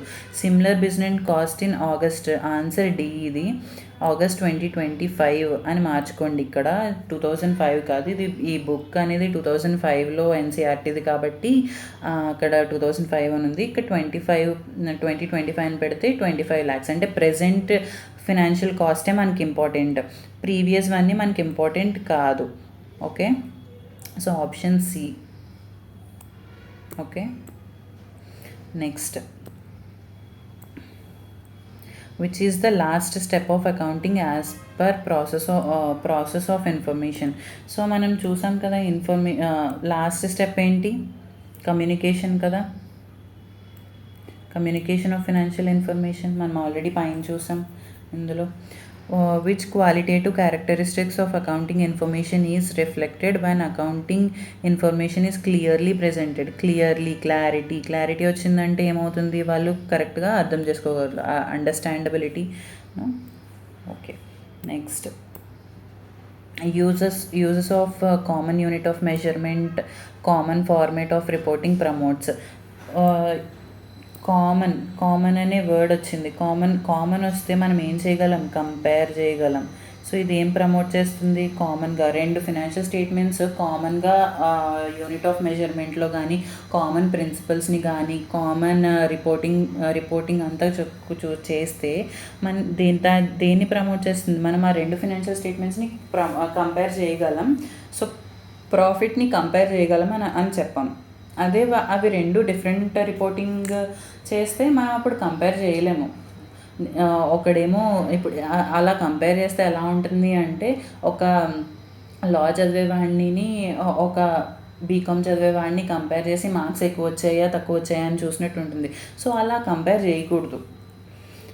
ఒకవేళ వాళ్ళిద్దరూ ఒకే క్లాస్లో ఉన్నారు, ఒకే క్లాస్మేట్స్, వాళ్ళిద్దరూ సేమ్ లేదా senior or junior but same కోర్స్లో ఉన్నారు అని అంటే వాళ్ళ మార్క్స్ కంపేర్ చేసిన అర్థం. ఎందుకు అంటే same set of rules applicable అవుతాయి బోత్ వాటికి. సో ఇక్కడ సేమ్ రిపోర్టింగ్ వాళ్ళు యూస్ చేస్తున్నారు కాబట్టి అది దేన్ని ప్రమోట్ చేస్తుంది? వాళ్ళిద్దరిని కంపేర్ చేయడానికి యూస్ అవుతుంది. So here answer is comparability. I hope you understand it. Next. ఈ డిఫరెంట్ రోల్స్ ఆఫ్ అకౌంటింగ్ మీరు ఒకసారి చదివితే అర్థమైపోతుంది మీకు. ఇది ఈజీగానే ఉంటుంది. ఆల్రెడీ పైన అనుకున్నవే ఒక బాక్స్లో ఇచ్చారు. అది ఒక లాంగ్వేజ్, ఇది ఒక లాంగ్వేజ్ అనుకున్నాం కదా అకౌంటింగ్ అనేది. అలాగే హిస్టారికల్ రికార్డ్ చెప్పాను కదా, పాస్ట్లో జరిగిన ట్రాన్సాక్షన్సే ఇక్కడ రికార్డ్ చేస్తాం. క్రోనలాజికల్ ఆర్డర్లో రికార్డ్ చేస్తాము. Current economic as a current economic reality ఇప్పుడు జరిగేది కూడా రికార్డ్ చేస్తాము. యాజ్ అన్ ఇన్ఫర్మేషన్ సిస్టమ్, ఇది ఒక ఇన్ఫర్మేషన్ సిస్టమ్ అనుకున్నాము. ఇది ఒక కామోడిటీ. యాజ్ ఏ కామోడిటీ మనం చూడలేదు బేసికల్గా. ఇప్పుడు స్పెషలైజ్డ్ ఇన్ఫర్మేషన్, స్పెషలైజ్డ్ ఇన్ఫర్మేషన్ని యూస్ చేసుకొని ఇది ఒక కామోడిటీగా, అంటే బేసికల్గా సర్వీసే కదా. ఒక అకౌంటెంట్ ఒక అకౌంట్స్ చేస్తున్నాడు అంటే service is a commodity. So accounting can be seen as a commodity. Okay, next basic terminology అమ్మ. ఇది చాలా ఇంపార్టెంట్. మీరు అర్థం చేసుకోవాలి, దీన్ని బాగా గుర్తుపెట్టుకోవాలి. సో నేను క్లియర్గా ఎక్స్ప్లెయిన్ చేయడానికి ట్రై చేస్తాను. ఈ టర్మినాలజీ అసలు ఫ్యూచర్లో చాలా యూజ్ అవుతుంది. ప్రతి దగ్గర ఇదే వస్తుంది. సో నేను ఈచ్ అండ్ ఎవ్రీథింగ్ క్లియర్గా ఎక్స్ప్లెయిన్ చేస్తాను. సో అకౌంటింగ్ టర్మినాలజీ చాలా ఇంపార్టెంట్. ఇది తెలియకుండా ఏం చేయలేము. సో ఎంటిటీ, ఫస్ట్ అసలు ఎంటిటీ అంటే ఏంటి? Entity means a reality that has a definite individual existence. So బేసికల్గా ఎంటిటీ అంటే ఒక బిజినెస్ ఆర్గనైజేషన్ అమ్మ. ఎనీ కైండ్ ఆఫ్ బిజినెస్ ఆర్గనైజేషన్ని మనం ఎంటిటీ అంటాం. ఈ ఎంటిటీకి డెఫినెట్ ఇండివిజువల్ ఎగ్జిస్టెన్స్ ఉంది. ఫర్ ఎగ్జాంపుల్, ఒక సోల్ ప్రొపరేటర్ ఉన్నారు, ఏ అనే మనిషి. ఆయన ఒక బిజినెస్ స్టార్ట్ చేశారు ఆయన పేరుతోనే. ఇదొక బిజినెస్, ఇదొక సెపరేట్ ఎంటిటీ. ఇది ఈయన ఒకటేనా అంటే నో, రెండు వేరు. ఈయనకు ఒక సపరేట్ బిజినెస్కి ఒక సపరేట్ ఎగ్జిస్టెన్స్ ఉంది, ఈయనకు ఒక సపరేట్ ఎగ్జిస్టెన్స్ ఉంది. ఫర్ ఎగ్జాంపుల్, ఈయన డబ్బులు ఇచ్చాడు బిజినెస్కి, ఈయన క్యాపిటల్ ఇన్వెస్ట్ చేసినట్టు, ఈ బిజినెస్కి డబ్బులు ఇచ్చినట్టు ఓనర్ అవుతారు ఈయన. ఇదొక separate entity. For example, business నుంచి అంటే ఒక మనిషికి డబ్బులు ఇస్తున్నట్టు, ఒక మనిషి దగ్గర నుంచి డబ్బులు తీసుకుంటున్నట్టు, క్యాపిటల్ తీసుకుంటున్నారు ఈయన వెనక్కి. ఫర్ ఎగ్జాంపుల్, ఈయన అదేమంటారు, డ్రాయింగ్స్ అంటారు ఈయన డబ్బులు తీసుకుంటే. సో ఫర్ ఏ ఓకే, ఏ ఉన్నాడు, ఏ లిమిటెడ్ అనే కంపెనీ ఒకటి ఉంది, ఏ లిమిటెడ్. ఈయన క్యాపిటల్ ఇన్వెస్ట్ చేశాడు 10 lakhs. ఓకే, 10 lakhs ఇన్వెస్ట్ చేశాడు. ఈయన ఎవ్రీ మంత్ 5,000 తీసుకుంటున్నాడు ఆయన డ్రాయింగ్స్ కింద. సో ఈ ట్రాన్సాక్షన్ క్యాపిటల్ కింద రికార్డ్ చేస్తాము, ఈ ట్రాన్సాక్షన్ డ్రాయింగ్స్ కింద రికార్డ్ చేస్తాము. అంటే ఇదొక సెపరేట్ 2 persons కింద ట్రీట్ చేస్తున్నాం. అంటే ఏ ఒక పర్సన్, ఏ లిమిటెడ్ అనేది ఒక person. So definite individual existence అనేది ఎంటిటీకి ఉంటుంది, అది గుర్తుపెట్టుకోవాలంటే. డెఫినెట్ అంటే separate individual existence, very much important. Definite individual existence అనేది ఒక ఎంటిటీకి ఉంటుందంటే అది డిఫరెంట్ ఫ్రమ్ ఓనర్ అన్నమాట. Business entity means specifically identifiable business enterprise like super bazaar. Examples ఏంటి? సూపర్ బజార్, హైర్ జ్యువెలర్స్, ఐటీసీ లిమిటెడ్. వీటి ఓనర్స్ సెపరేట్, ఈ company separate. And accounting system is always devised for specific business entity, also known as accounting, also called accounting entity. Accounting system అనేది specific business ఎంటిటీకి, ప్రతి business ఎంటిటీకి ఉంటుంది. Like మీకు entity అంటే ఒక clear వచ్చింది. Separate individual existence ఉంటే apart from the owners, దాన్ని entity అని అంటారు. ఓకే, ట్రాన్సాక్షన్ అంటే ఏంటి అని అంటే an event involving some value between 2 or more entities. More entities అయినా అవ్వచ్చు, ఇండివిజువల్స్ అయినా అవ్వచ్చు. 2 or more entities అని చెప్పాడు. And event involving some value, ఒక వాల్యూ ఉండి ఏదైనా ఒక ఈవెంట్ జరిగితే 2 or more entities.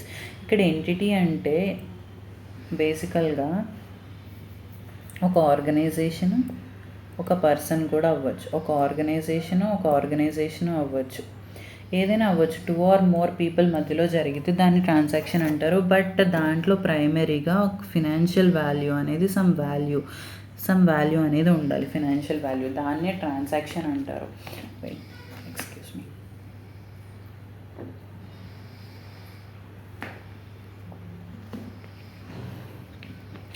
So purchase of goods అవ్వచ్చు, అంటే గూడ్స్ కొనవచ్చు, రిసిప్ట్ ఆఫ్ మనీ అవ్వచ్చు, పేమెంట్ టు క్రెడిటర్స్ అవ్వచ్చు, ఎక్స్పెన్సెస్ ఏదైనా ప్రూవ్ చేయవచ్చు, ఇవన్నీ కూడా ట్రాన్సాక్షన్స్ కిందకే వస్తాయన్నమాట. ఓకే, ట్రాన్సాక్షన్స్ అంటే అర్థమైంది అనుకుంటున్నాను. And there is a difference between transaction and event అమ్మా యాక్చువల్గా.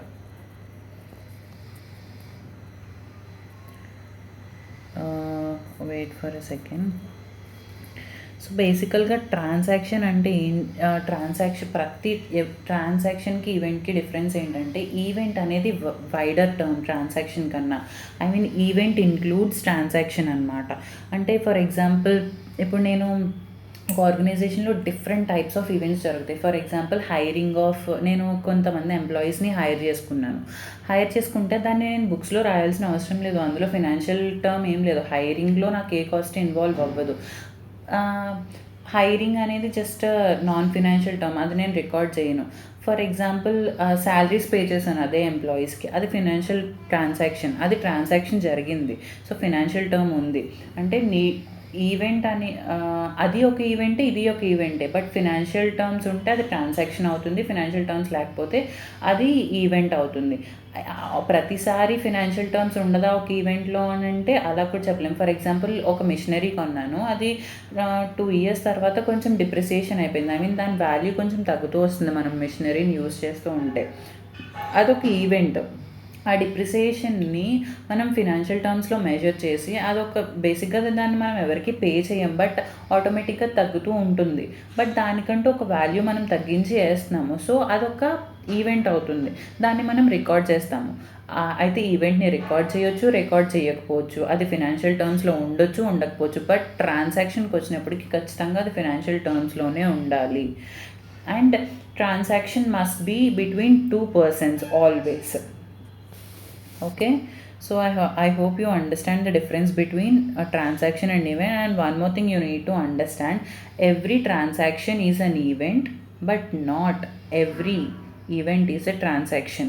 Remember this line. మేబీ అడగొచ్చు, ప్రతి ట్రాన్సాక్షన్ ఒక ఈవెంట్ అవుతుంది కానీ ప్రతి ఈవెంట్ ఒక ట్రాన్సాక్షన్ అయితే మాత్రం అవ్వదు. Right, I mean event is a wider term. Next asset. Asset అంటే ఏంటి? బేసికల్గా అసెట్ అంటే ఆస్తి, అంతే కదా. Economic resource of A enterprise. ఎవరిది ఎంటర్ప్రైజ్ అవ్వాలి, అదే ఓనర్షిప్ ఎంటర్ప్రైజ్కి ఉండాలి. అంటే ఆర్గనైజేషన్ అని చెప్తున్నాం కదా, దానికి ఓనర్షిప్ ఉండాలి. అండ్ దీనికి కొన్ని మానిటరీ టర్మ్స్లో ఎక్స్ప్రెస్ చేయగలగాలి. ఓకే,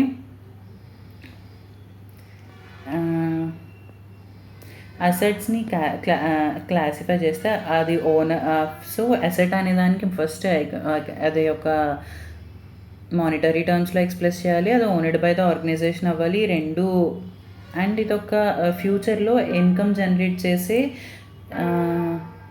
వస్తువు కావాలి. ఫర్ ఎగ్జాంపుల్ మిషనరీ ఉందనుకో, ఏదైనా ఒక ఆర్గనైజేషన్లో దాన్ని పెట్టుకొని గూడ్స్ ప్రొడ్యూస్ చేస్తారు. ఆ గూడ్స్ వల్ల బేసికల్గా వీళ్ళకి ఏమొస్తుంది, అది అమ్మితే డబ్బులు వస్తాయి. సో వీళ్ళకి ఇన్కమ్ జనరేట్ అవుతుంది.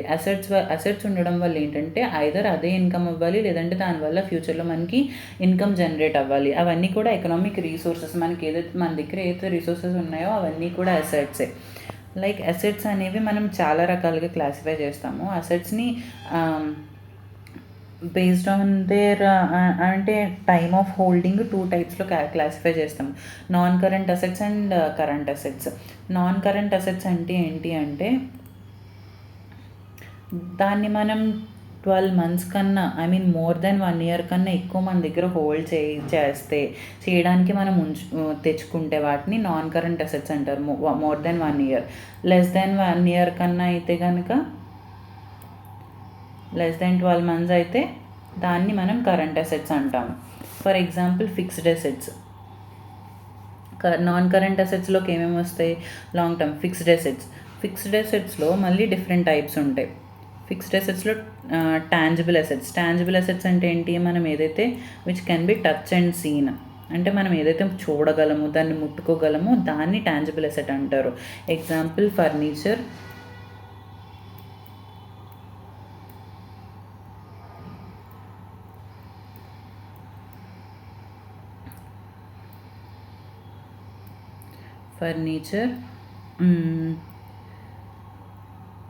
ఏసీస్, ఇవి టాంజిబుల్ అసెట్స్ కింద వస్తాయి. ఇంటాంజిబుల్ అసెట్స్ అంటే ఏంటి? Which cannot be touch and seen. మనం చూడలేము, దాన్ని ముట్టుకోలేము, బట్ స్టిల్ వాటిని మనం యూస్ చేస్తాము ఇన్కమ్ జనరేషన్కి. ఎలా, ఏమేమి ఉంటాయి వాటిని? Copyrights. Copyrights is the best example of intangible asset. Copyrights and ఇవి ఇంటాంజిబుల్ అసెట్స్.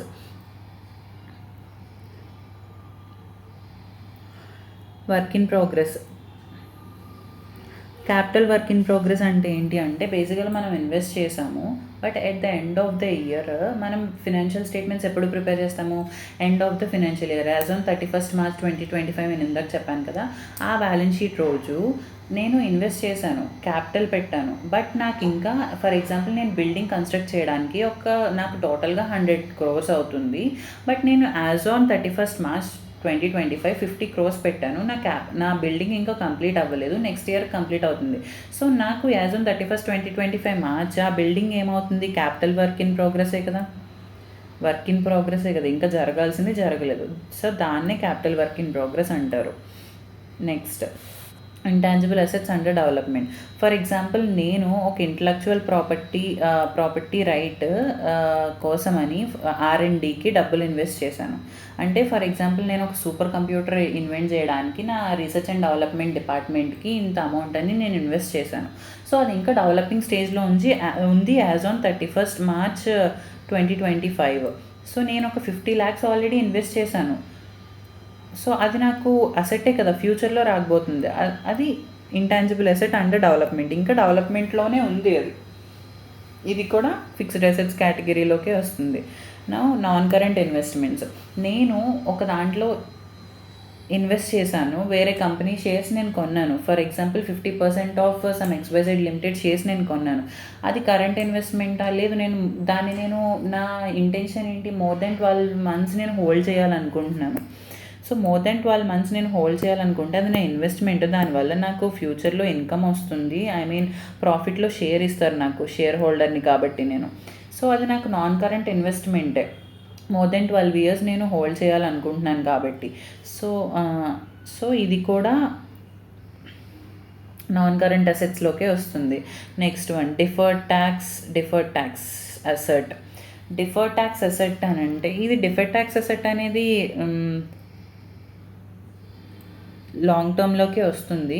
బేసికల్గా ట్యాక్స్ అండ్ అకౌంటింగ్ ప్రిన్సిపల్స్లో ట్యాక్స్ రూల్స్కి, ఇన్కమ్ ట్యాక్స్ యాక్ట్ 1961లో ఉన్న రూల్స్కి అండ్ అకౌంటింగ్లో మనం వాడే ప్రిన్సిపల్స్కి ఉన్న డిప్రిసియేషన్ డిఫరెన్సెస్ వల్ల, టెంపరీ డిఫరెన్సెస్ వల్ల వచ్చే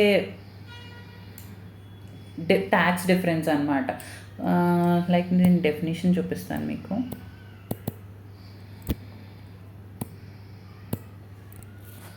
For a second.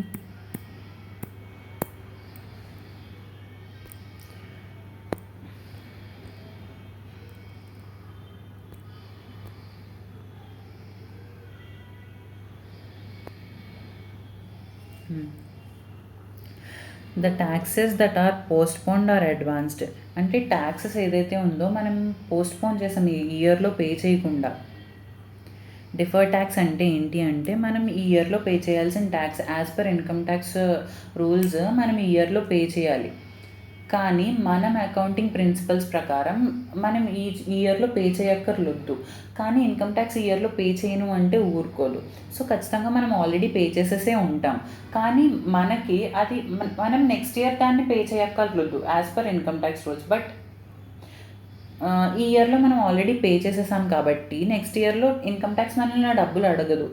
సో అది ఇప్పుడు కానీ మనం అకౌంటింగ్ బుక్స్లో మనం అది ఇప్పుడు పే చేయక్కర్లేదు. కానీ మనం ఆల్రెడీ పే చేసేసాం అంటే మనం అడ్వాన్స్గా పే చేసినట్టే కదా మన బుక్స్ ప్రకారం. సో అడ్వాన్స్గా పే చేస్తే అది మనకి ఏమవుతుంది? అసెట్ అవుతుంది. అలా ఎందుకు అడ్వాన్స్గా పే చేయాల్సి వస్తుంది అంటే మనం అకౌంటింగ్లో డిఫరెంట్ రూల్స్ ఉంటాయి, ఇన్కమ్ ట్యాక్స్లో డిఫరెంట్ రూల్స్ ఉంటాయి. సో ఆ రూల్స్లో డిఫరెన్స్ వల్ల ఇన్కమ్ ట్యాక్స్ డిపార్ట్మెంట్ ముందుగానే పే చేయమంటుంది కొన్నిసార్లు మనం ముందుగా పే చేయాల్సి మన రూల్స్ ప్రకారం, అకౌంటింగ్ రూల్స్ ప్రకారం ముందుగా పే చేయాల్సి వస్తుంది. బట్ ఫ్యూచర్లో ఇన్కమ్ ట్యాక్స్ ఏమో లేదు, మీరు నెక్స్ట్ ఇయర్కి మీకు లయబిలిటీ ఉంది అంటుంది. అంటే మనం నెక్స్ట్ ఇయరే పే చేస్తాం, ఇన్కమ్ ట్యాక్స్ ముందుగా పే చేయించుకోవట్లేదు కాబట్టి. సో అది మనం ఏం చేస్తాం, పేమెంట్ పోస్ట్పోన్ చేస్తాం. మన బుక్స్లో ఆల్రెడీ రికార్డ్ చేసుకొని ఉంటాం ఈ ఇయర్ పే చేయాల్సింది, బట్ పేమెంట్ పోస్ట్ అయింది, అది మనకి ఏమవుతుంది, లయబిలిటీ అవుతుంది. నెక్స్ట్ ఇయర్ మనం పే చేయాలి కాబట్టి. సో ఇలా డిఫర్డ్ ట్యాక్స్ అనేది ట్యాక్స్ రూల్స్లోని, అకౌంటింగ్ రూల్స్లోని టెంపరరీ డిఫరెన్సెస్ వల్ల, టెంపరరీ అంటే ఏంటి, ఈ ఇయర్ పే చేయాల్సింది నెక్స్ట్ ఇయర్ పే చేయడం, నెక్స్ట్ ఇయర్ పే చేయాల్సింది ఈ ఇయర్ పే చేయాల్సింది, ఇలాంటి చిన్న చిన్న డిఫరెన్సెస్ వల్ల వచ్చే ట్యాక్స్ లయబిలిటీ, అరైజ్ అయ్యే ట్యాక్స్ లయబిలిటీ డిఫరెన్సెస్ ఏదైతే ఉన్నాయో దాన్ని డిఫర్డ్ ట్యాక్స్ అంటారు. డిఫరెన్స్ బిట్వీన్ టూ ప్రిన్సిపల్స్ అనమాట, tax principles and accounting principles. దీని గురించి డీటెయిల్డ్గా మనకి ఈ అకౌంటింగ్ని జనరల్లీ యాక్సెప్టెడ్ అకౌంటింగ్ ప్రిన్సిపల్స్ అనే దాని మీద మనం ప్రిపేర్ చేస్తాం కదా, అలా ప్రిపేర్ చేయడానికి కొన్ని సెట్ ఆఫ్ ఐసిఐ అనేది కొన్ని అకౌంటింగ్ స్టాండర్డ్స్ని ఇష్యూ చేసింది. సో ఈ డిఫర్డ్ ట్యాక్స్ కూడా ఎలా అకౌంట్స్లో రాయాలి, డిఫర్డ్ ట్యాక్స్ అనే దాన్ని ఇందులో చెప్పింది అంటే AS 22లో చెప్పింది. అకౌంటింగ్ స్టాండర్డ్ 22 అనేది ఈ డిఫర్డ్ ట్యాక్స్ గురించి డీల్ చేస్తుంది. సో ఇంత డెప్త్ ఏం అవసరం లేదు, బేసిక్గా గుర్తుపెట్టుకోండి. డిఫర్డ్ ట్యాక్స్ అనేది ట్యాక్స్ అండ్ అకౌంటింగ్ ప్రిన్సిపల్స్లో ఉన్న డిఫరెన్సెస్ వల్ల అరైజ్ అవుతుంది. ఇది long term in nature. Deferred tax asset అయినా అవ్వచ్చు, డిఫర్డ్ ట్యాక్స్ లయబిలిటీ అయినా అవ్వచ్చు. ఇక్కడ వచ్చింది. సో మనం లయబిలిటీస్లో చూస్తే లాంగ్ టర్మ్ లయబిలిటీస్లో డిఫర్డ్ ట్యాక్స్ లయబిలిటీ అని కూడా కనిపిస్తుంది మీకు చూడండి. సో ఐదర్ అసెట్ అయినా రావచ్చు, దీనివల్ల లయబిలిటీ అయినా రావచ్చు. సో బుక్స్లో net deferred tax liability or asset అని మెన్షన్ చేస్తామన్నమాట మనం. సో అర్థమైంది అనుకుంటున్నాను డిఫర్డ్ ట్యాక్స్ కాన్సెప్ట్. ఇన్డెప్త్ చెప్పాలంటే ఇక్కడ కుదరదండి, దానికి సెపరేట్ అకౌంటింగ్ స్టాండర్డే ఉంది. సో మనం అక్కడ డిస్కస్ చేసినప్పుడు ఇన్ డీటెయిల్ మీకు చెప్తాను. సో బేసిక్గా ఇంట్రడక్షన్ అయితే అది. So long term loans and advances, long term ఎవరి దగ్గర నుంచి అయినా మోర్ దెన్ 12 monthsకి లోన్స్ అండ్ అడ్వాన్సెస్ తీసుకున్న అవి కూడా నాన్ కరెంట్ అసెట్స్ కిందకి వస్తుంది, అదర్ నాన్ కరెంట్ అసెట్స్. ఇంకా ఏమైనా ఎక్స్ట్రాగా నాన్ కరెంట్ అసెట్స్ అన్నీ ఉంటే కనుక మోర్ దెన్ 12 monthsకి మనం హోల్డ్ చేస్తే కనుక వాటన్నిటిని కూడా అదర్ నాన్ కరెంట్ అసెట్స్లో పెట్టుకోవచ్చు. సో కరెంట్ అంటే ఏంటంటే less than 12 months. Current investments, నేను ఒక డిబెంచర్స్లో ఇన్వెస్ట్ చేశాను, నేను 6 months మాత్రమే ఇన్వెస్ట్ చేయాలనుకుంటున్నాను వేరే కంపెనీ యొక్క డిబెంచర్స్లో, నాకు ఆ 6 monthsకి వచ్చిన ఇంట్రెస్ట్ చాలు. సో అలాంటివన్నీ ఏమైనా ఉన్నాయంటే వాటిని కరెంట్ ఇన్వెస్ట్మెంట్స్ అంటారు. Inventories, for example as on 31st March 2025 నా దగ్గర ఒక 50 lakhs worth of inventory unsold ఉండిపోయినాయి. అది నాకు ఎసెట్టే కదా, బట్ అది నేను నెక్స్ట్ ఇయర్ అమ్మేస్తాను. ఇన్వెంటరీస్ అన్నీ కూడా నేను ఉంచుకోను నాకు ఫ్యూచర్ కోసం, బట్ అది నేను నియర్ ఫ్యూచర్లో నేను అమ్మేస్తాను. సో అది కరెంట్ అసెట్ అవుతుంది. ట్రేడ్ రిసీవబుల్స్ అంటే ఎవరు, మనం ఏదైతే సేల్ చేసామో వాళ్ళు అమౌంట్ ఇంకా పే చేయలేదు, బట్ నియర్ ఫ్యూచర్ మనకి పే చేస్తారు. ట్రేడ్ రిసీవబుల్స్ 2 types ఉంటారు, క్రెడిటార్స్, బిల్స్ రిసీవబుల్ అని. క్రెడిటార్స్ అంటే ఎవరు అంటే మనం గూడ్స్ ఇచ్చాము, వాళ్ళు మనకి ఇంకా డబ్బులు ఇవ్వలేదు, బట్ ఫ్యూచర్లో ఇస్తామని చెప్పి ఉన్నారు. సో ఒక 50,000 నాకు క్రెడిటర్స్ రావాలి. అలా కాదు. బిల్స్ రిసీవబుల్ అంటే ఏంటి అంటే, ఫర్ ఎగ్జాంపుల్ నేను 50,000 వర్త్ ఆఫ్ గూడ్స్ని ఎక్స్ అనే పర్సన్కి ఇచ్చాను, దానికి బదులుగా ఆయన నాకు ఒక బిల్లు రాసిస్తాడు. ఈ బిల్లులో ఏం మెన్షన్ చేస్తాడంటే, నేను మీకు లయబుల్ ఉన్నాను, నేను ఈ సర్టైన్ డేట్కి నేను అమౌంట్ పే చేస్తాను అని ఒక బిల్లు రాసిస్తాడు. ఆ బిల్ని మనం ఎలా యూజ్ చేసుకోవచ్చు అంటే, దానివల్ల యూజ్ ఏంటి అంటే, ఫర్ ఎగ్జాంపుల్ నాకు ఆ 1 month వరకు వెయిట్ చేసే టైం లేదు, నాకు ఇప్పటికి ఇమీడియట్గా నాకు క్యాపిటల్ కావాలి. సో నేనేం చేస్తాను, ఈ బిల్ని తీసుకెళ్ళి బ్యాంక్లో డిపాజిట్ చేస్తాను, బ్యాంక్లో డిస్కౌంట్ చేసుకుంటాను. ఈ డిస్కౌంటింగ్ అంటే ఆ బ్యాంక్ ఆయన ఏం చేస్తారు, దాని మీద ఒక 1% 2% కమిషన్ తీసుకొని బ్యాంక్ వాళ్ళు నాకు ఆ బిల్లు యొక్క అమౌంట్ నాకు ఇస్తారు, కమిషన్గా తీసుకున్న అమౌంట్ని. సో నాకు ఇమీడియట్గా క్యాష్ దొరుకుతుంది, క్రెడిటార్కి క్రెడిట్ దొరుకుతుంది. ఆఫ్టర్ 1 month ఈ క్రెడిటర్ ఎవరైతే ఉన్నారో ఆ బిల్ రిసీవబుల్ అనే ఆ పర్సన్ వెళ్ళి బ్యాంక్కి పే చేస్తాడు. సో బ్యాంక్కి కమిషన్ వస్తుంది, నాకు ఇమీడియట్ క్రెడిట్ వస్తుంది, ఇమీడియట్ క్యాష్ వస్తుంది, నేను వాడుకోవడానికి నా బిజినెస్లో నా కస్టమర్కి ఒక క్రెడిట్ దొరుకుతుంది, 1 మంత్ టైం గ్యాప్ దొరుకుతుంది ఫర్ ద పేమెంట్. ఇది విన్ విన్ సిచ్యువేషన్ అనమాట. సో ఇలా ట్రేడ్ రిసీవబుల్స్ అనేవి 2 కైండ్స్లో ఉంటాయి, క్రెడిటార్స్, బిల్స్ రిసీవబుల్, గుర్తుపెట్టుకోండి. Next cash and cash equivalents. Cash and cash equivalents అంటే ఈవెన్ క్యాష్ మన చేతిలో ఉందనుకో, అది మనకి కరెంట్ అసెటే కదా, ఈవెన్ ఇప్పుడు నేను ఇమీడియట్గా కావాలంటే వాడుకోవచ్చు దాన్ని. క్యాష్ ఈక్వివలెంట్స్ అంటే ఎలా చెప్పొచ్చు, షార్ట్ టర్మ్ డిపాజిట్స్ అనమాట. ఇప్పుడు బ్యాంక్లో నేను షార్ట్ టర్మ్గా డిపాజిట్ చేస్తాను, ఇమీడియట్గా నేను ఎప్పుడు కావాలంటే అప్పుడు తీసుకోవచ్చు. షార్ట్ టర్మ్ డిమాండ్ డిపాజిట్స్ కానీ, పోస్ట్ ఆఫీస్ డిపాజిట్స్ కానీ, ఇవన్నీ క్యాష్ ఈక్వివలెంట్స్. నేను ఎప్పుడు కావాలంటే అప్పుడు విత్డ్రా చేసుకుంటాను, అవన్నీ కూడా క్యాష్ ఈక్వివలెంట్స్లోకి వస్తుంది. Short term loans and advances, నేను ఎవరికైనా లెస్ దెన్ 6 మంత్స్కి లోన్స్ అండ్ అడ్వాన్సెస్ ఇచ్చాను. సో అదర్ కరెంట్ అసెట్స్ అన్నీ కూడా ఇందులోకి వస్తాయి. హోప్ మీకు అసెట్స్ క్లాసిఫికేషన్ అర్థమైంది అనుకుంటున్నాను. సో నెక్స్ట్ వచ్చి లయబిలిటీస్. లయబిలిటీస్ అంటే ఏంటి? ఆబ్లిగేషన్స్ ఆర్ డెట్స్ మనం ఎవరికైనా పే చేయాలంటే అవన్నీ కూడా లయబిలిటీస్లోకి వస్తాయి. ఆబ్లిగేషనే కదా మనకి అది పేమెంట్ చేయాల్సింది. సో ఎలా అయితే అసెట్స్ అనేవి కరెంట్ అండ్ నాన్ కరెంట్లో ఉన్నాయో, లయబిలిటీస్ కూడా నాన్ కరెంట్ అండ్ కరెంట్ లయబిలిటీస్లోనే ఉంటాయి. నాన్ కరెంట్ అంటే గ్రేటర్ దాన్ 12 మంత్స్ కనుక మనం పే చేయకుండా మన బ్యాలెన్స్ షీట్లో ఉంటే అది non current liabilities. Current liabilities అంటే వితిన్ 12 మంత్స్ అనమాట. సో ఇందాక డిఫర్ ట్యాక్స్ ఆల్రెడీ చూస్తాం. లాంగ్ టర్మ్ బోరోయింగ్స్ ఏదైనా మోర్ దెన్ 12 మంత్స్కి మనం బోరోయింగ్స్ తెచ్చుకుంటే లైక్ డిబెంచర్స్, ఇవన్నీ కూడా లాంగ్ టర్మ్ బోరోయింగ్స్లోకి వస్తాయి. అదర్ లాంగ్ టర్మ్ లయబిలిటీస్ ఇంకా ఎవరి దగ్గర నుంచైనా ఫైనాన్షియల్ ఇన్స్టిట్యూషన్స్ నుంచి కానీ ఏవైనా 12 మంత్స్ కన్నా ఎక్కువ తీసుకొచ్చుకుంటే అవన్నీ కూడా లాంగ్ టర్మ్ లయబిలిటీస్ వస్తాయి. And long term provisions. So ఇక్కడ మనం అర్థం చేసుకోవాల్సింది ఏంటంటే, ప్రొవిజన్ అంటే ఏంటి? ఫస్ట్ ప్రొవిజన్ అంటే ఏంటి అంటే, మనం ఎవరికైనా ఒక పర్సన్కి ఒక 50 lakhs పే చేయాలి అని అంటే కనుక ఫ్యూచర్లో మనం ఇప్పుడు నుంచి కొంచెం కొంచెం అమౌంట్ మన ప్రాఫిట్స్ నుంచి పక్కన పెట్టుకుంటాం అన్నమాట. బేసిక్గా ప్రొవిజన్ అంటే ఆ తర్వాత అట్ ఏ టైం మనం అంత అమౌంట్ పే చేయలేం కాబట్టి వచ్చిన దాంట్లోంచి ప్రాఫిట్లోంచి ఫ్యూచర్లో మనకి లయబిలిటీ ఉంది. కరెంట్లో లయబిలిటీ ఇప్పుడు ప్రెజెంట్ మనం పే చేయక్కర్లేదు, బట్ ఫ్యూచర్లో మనం పే చేయాల్సి వస్తుంది. అలాంటి పే చేయాల్సి వచ్చినప్పుడు మనం కొంచెం అమౌంట్ పెట్టుకుంటాం. సో ఇది కనుక more than 12 months payment liability అనేది ఆఫ్టర్ 12 మంత్స్ మనం పే చేయాలి. బట్ ఇప్పుడు నుంచి మనం పడుతున్నామంటే అది లాంగ్ టర్మ్ ప్రొవిజన్ కింద కన్సిడర్ చేస్తామన్నమాట.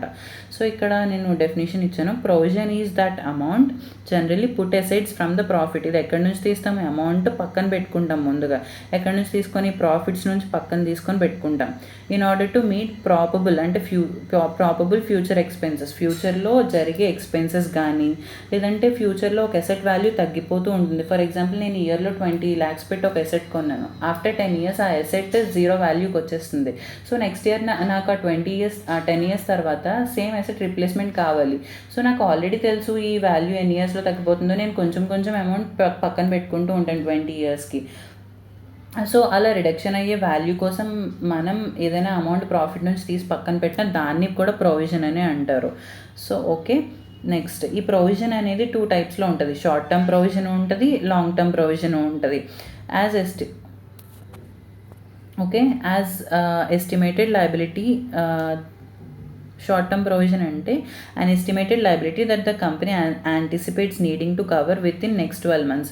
ఒకవేళ మనం నెక్స్ట్ 12 monthsలో కనుక అది పే చేయాల్సి వస్తుంది liability. And within operating cycle, అంటే operating cycle whichever is longer than a year. And if it is longer than a year, operating cycle కనుక, ఒక ఆపరేటింగ్ సైకిల్ అంటే ఏంటి? ఒక బిజినెస్ మనం ఇన్వెస్ట్ చేసిన దగ్గర నుంచి మళ్ళీ మన చేతికి క్యాష్ వచ్చేంత వరకు జరిగే సైకిల్ ఏదైతే ఉంటుందో, అంటే ఫస్ట్ కొనడం, దాన్ని మళ్ళీ అమ్మడం, మ్యానుఫ్యాక్చర్ చేయడం, మళ్ళీ అమ్మడం, వాళ్ళు క్రెడిటర్స్కి అమ్మడం, వాళ్ళ దగ్గర నుంచి డబ్బులు రావడం, మన చేతిలో అల్టిమేట్గా డబ్బులు పడే వరకు ఇది ఒక సైకిల్ కదా. ఈ ఆపరేటింగ్ సైకిల్ కనుక more then 1 year, not longer, less than 1 year ఉండి ఈ టైంలో కనుక విత్ ఇన్ ది స్పాన్లో ఏదైనా లయబిలిటీ అరైజ్ అవుతుంది. ఆ లయబిలిటీ కోసం మనం ప్రాఫిట్లోంచి తీసి డబ్బులు పక్కన పెట్టామనుకో, అది షార్ట్ టర్మ్ ప్రొవిజన్ అవుతుంది. లాంగ్ టర్మ్ అంటే మోర్ దెన్ 1 ఇయర్ కనుక మనం పక్కన పెడితే అది లాంగ్ టర్మ్ అవుతుంది. దీనికి అకౌంటింగ్ ఎలా రాయాలి అనే దాని గురించి AS 29లో చెప్పారు. అకౌంటింగ్ ప్రాసెస్ అంతా కూడా అది డీల్ చేసినప్పుడు మనం దీని గురించి నేను క్లియర్గా ఎక్స్ప్లెయిన్ చేస్తాను. సో ప్రొవిజన్ అంటే బేసిక్ క్లారిటీ వచ్చింది అనుకుంటున్నాను నేను. సో ఇది short term and long term provision. So అలాగే కరెంట్ లయబిలిటీస్ ఇందాక చెప్పినట్టు ఇక్కడ ట్రేడ్ పేయబుల్స్లో ఎలా అయితే ట్రేడ్ రిసీవబుల్స్లో ఎలా అయితే డెటార్స్ అండ్ ట్రేడ్ రిసీవబుల్స్లో ఎలా అయితే డెటార్స్ అండ్ బిల్స్ రిసీవబుల్ ఉన్నారో, ట్రేడ్ పేయబుల్స్లో కూడా అలానే క్రెడిటార్స్ అండ్ బిల్స్ పేయబుల్ ఉంటారనమాట. క్రెడిటార్స్ అంటే ఎవరు? మనం ఎవరి దగ్గరైనా గూడ్స్ క్రెడిట్కి పర్చేస్ చేసామంటే, డబ్బులు ఇవ్వకుండా అప్పుకి పర్చేస్ చేసామనుకో వాళ్ళని మనం క్రెడిటార్స్ అంటాం. మరి బిల్స్ పేయబుల్ అంటే ఎవరు? మనం ఎవరికైనా బిల్ ఇచ్చి ఒక 1 మంత్ తర్వాత పే చేస్తాము అని చెప్పామనుకో అది బిల్స్ పేయబుల్. వాళ్ళ బిల్ని ఏం చేసుకుంటారు? వాళ్ళకి ఇమీడియట్గా డబ్బులు కావాల్సి వచ్చినప్పుడు బ్యాంక్ దగ్గరికి వెళ్ళి వాళ్ళు డిస్కౌంట్ చేసుకుంటే బ్యాంక్ డబ్బులు ఇస్తారు. సర్టెన్ అమౌంట్ డిస్కౌంట్ కింద తీసుకొని, వాళ్ళ కమిషన్ తీసుకొని అండ్ రిమైనింగ్ అమౌంట్ వీళ్ళకి ఇస్తారు. ఎండ్ ఆఫ్ ద 1 మంత్ మనం ఆ అమౌంట్ వెళ్ళి బ్యాంకర్కి పే చేస్తాం. సో అది ట్రేడ్ పేయబుల్స్లో కూడా 2 types, creditors and bills payable. ఇది గుర్తుపెట్టుకోండి. Other current liabilities and short term provisions already discuss చేశాను. ఇది క్లాసిఫికేషన్ ఆఫ్ లయబిలిటీస్. హోప్ మీకు అర్థమైంది అనుకుంటున్నాను. నెక్స్ట్ క్యాపిటల్ అంటే ఏంటి అంటే, ఏదైతే అమౌంట్ ఓనర్ ఇన్వెస్ట్ చేస్తాడో దాన్ని క్యాపిటల్ అంటారు. It may be bought from the cash or assets. Capital అనేది క్యాష్లోనే తీసుకురావాలని ఏం లేదు. ఒక ఓనర్ ఫర్ ఎగ్జాంపుల్ వాళ్ళ ఇంట్లో ఉన్న మిషనరీని వెహికల్ని వాడుతున్నారు బిజినెస్ కోసమని.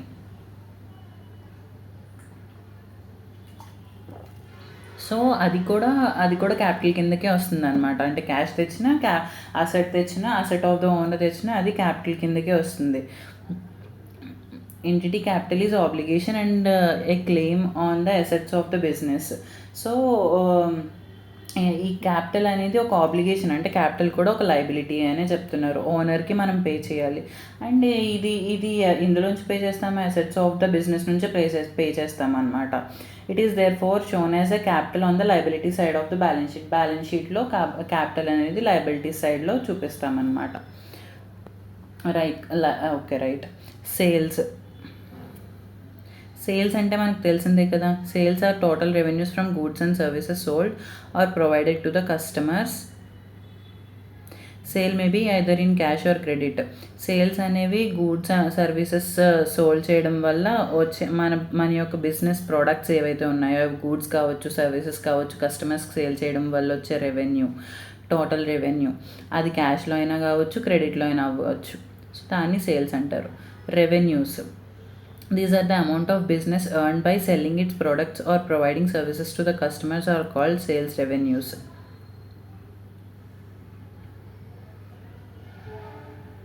Other items of revenue common to many businesses are commission, interest, dividend, royalties. ఇక్కడ సేల్స్ అంటే direct only goods and services వస్తాయి.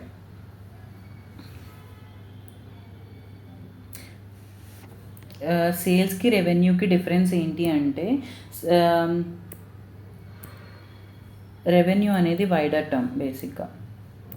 ఈ సేల్స్ రెవెన్యూతో పాటు రెవెన్యూలోకి అదర్ ఐటమ్స్, అంటే ఇప్పుడు మనం ఇన్వెస్ట్ చేసాం కదా, ఇన్వెస్ట్ చేసినప్పుడు ఆ బిజినెస్కి ఇంట్రెస్ట్ వస్తుంది, డివిడెండ్స్ వస్తాయి, royalties, commission. Other than sales other activities నుంచి వేరే ఇన్కమ్, ఏ ఇన్కమ్ వచ్చినా అది రెవెన్యూస్లోకి ఇన్క్లూడ్ అవుతూ ఉంటుంది. సేల్స్ అంటే ఓన్లీ గూడ్స్ అండ్ సర్వీసెస్ కస్టమర్కి సేల్ చేయడం వల్ల వచ్చింది. రెవెన్యూస్లో సేల్స్ రెవెన్యూతో పాటు ఇవన్నీ కూడా ఇంక్లూడ్ అవుతాయి. సో మీకు బేసిక్ డిఫరెన్స్ అర్థమైంది అనుకుంటున్నాను సేల్స్కి, రెవెన్యూస్కి. Next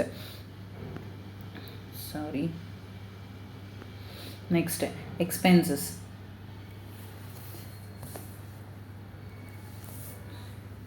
So expense incurred by the business is in the process of earning revenue are known as expenses. Sales cost incurred by the business in the process of earning రెవెన్యూని earn చేయడానికని ఏదైతే expenses మనం పెడతామో దాన్ని, ఏదైతే cost incur అవుతామో దాన్ని expenses అంటారు. It is measured by cost of sales consumed or services used during the accounting period. అంటే ఏదైతే అమ్మడానికి మనకి అంటే గూడ్స్ అమ్మడానికి ఏదైతే ఖర్చు అయిందో, సేల్స్ గూడ్స్ అండ్ సర్వీసెస్ అమ్మడానికి ఏదైతే ఖర్చు అయిందో దాన్ని ఎక్స్పెన్సెస్ అంటారు. మరి ఎక్స్పెండిచర్ అంటే ఏంటి? Selling money are incurred A liability for some benefit, service are property received is called expenditure. Purchase of goods, purchase of machinery, purchase of furniture, ఏదైనా అవ్వచ్చు ఎక్స్పెండిచర్. వేరేది ఏది పర్చేస్ చేసినా సరే, వేరే ఇంకా చాలా ఎక్స్పెన్సెస్ ఉంటాయి కదా. ఇవి only goods and services sale చేయడానికి ఇంకర్ అయిన ఎక్స్పెన్సెస్ మాత్రమే. ఎక్స్పెండిచర్ అంటే అదర్ దాన్ దిస్ అంటే అది గూడ్స్ అయినా అవ్వచ్చు, పర్చేస్ ఆఫ్ మెషినరీ అవ్వచ్చు, పర్చేస్ ఆఫ్ ఫర్నిచర్ అవ్వచ్చు, ఇవన్నీ కూడా అసెట్స్ కదా. సో వాటిని ఎక్స్పెండిచర్ అంటారు. ప్రాఫిట్ అంటే ఏంటి? Total of profit over a period. It's total of revenue of a period over it's related expenses during an accounting year is profit. అంటే ఏదైతే రెవెన్యూ ఉందో ఎక్స్పెన్సెస్ కన్నా ఎక్కువ, revenue minus expenses is equal to total profit. Profit అంటే sales minus బేసికల్గా sales minus cost of sales రా. ఏదైతే cost incur అయిందో అది కాస్ట్ ఆఫ్ సేల్స్. గెయిన్ అంటే ఏంటి? గెయిన్ అనేది a profit that arises from event or transaction which are incidental to the business such as sale of fixed assets, winning a court case. ఇవన్నీ కూడా ఏంటంటే ఇది బేసిక్గా మన బిజినెస్ మెయిన్ బిజినెస్ అది కాదు, but incidental to the in excess of the business. మనం ఒక ఎసెట్ ఉంది మన దగ్గర ఎక్స్ట్రాగా, అది అమ్మేసాం. దానివల్ల మనం కొన్నది 100 రూపీస్కి 120 రూపీస్కి దాన్ని అమ్మాం. కాస్ట్ పెరగడం వల్ల అది నాకు ప్రాఫిట్ వచ్చింది. సో అది నాకు గెయిన్. ఇది నా మెయిన్ బిజినెసా? కాదు, కానీ ఇన్సిడెంటల్ టు ద బిజినెస్ అంటే ఎక్స్ట్రా టు ద బిజినెస్ అన్నమాట. So loss.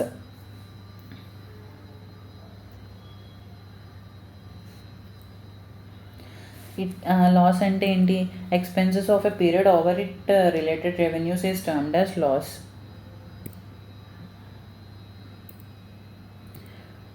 ఎక్స్పెన్సెస్ ఎక్కువ ఉండి రెవెన్యూస్ తక్కువ ఉంటే రిలేటెడ్ రెవెన్యూస్, దాన్ని లాస్ బిజినెస్ గురించి. It decreases its owners equity. It also refers to money or money worth lost. ఈ లాస్ వల్ల ప్రాఫిట్ వల్ల ఓనర్స్ యొక్క ఇన్వెస్ట్మెంట్ పెరుగుతుంది. ప్రాఫిట్ వస్తే ఎవరు తీసుకుంటారు? అల్టిమేట్గా ఓనర్ తీసుకుంటారు. సో ఓనర్ ఇన్వెస్ట్మెంట్కి యాడ్ చేస్తాం దాన్ని. లాస్ వస్తే ఓనర్ ఇన్వెస్ట్మెంట్ నుంచే లెస్ చేస్తాం. ఓనర్ ఇన్వెస్ట్మెంట్ లాస్ వల్ల ఏమవుతుంది? తగ్గుతుంది. సో అదే చెప్తున్నారు అక్కడ. నెక్స్ట్ డిస్కౌంట్ అంటే ఏంటి? డిస్కౌంట్ అనేది యాక్చువల్గా మనం డైలీ చూస్తూ ఉంటాం కదా, అందరం వెళ్ళి డిస్కౌంట్ ఇవ్వరా, ఏం డిస్కౌంట్ లేదా అని అడుగుతూ ఉంటాం. అసలు డిస్కౌంట్ అనేది 2 టైప్స్లో ఉంటుంది బేసికల్గా. ఒకటి క్యాష్ డిస్కౌంట్, ఇంకోటి ట్రేడ్ డిస్కౌంట్. సో చూడండి, discount is deduction in the price of the good sold. Discount ఏంటి? Deduction in the price of the good sold. It offered in 2 ways. రెండు విధాలుగా ఆఫర్ చేస్తారు.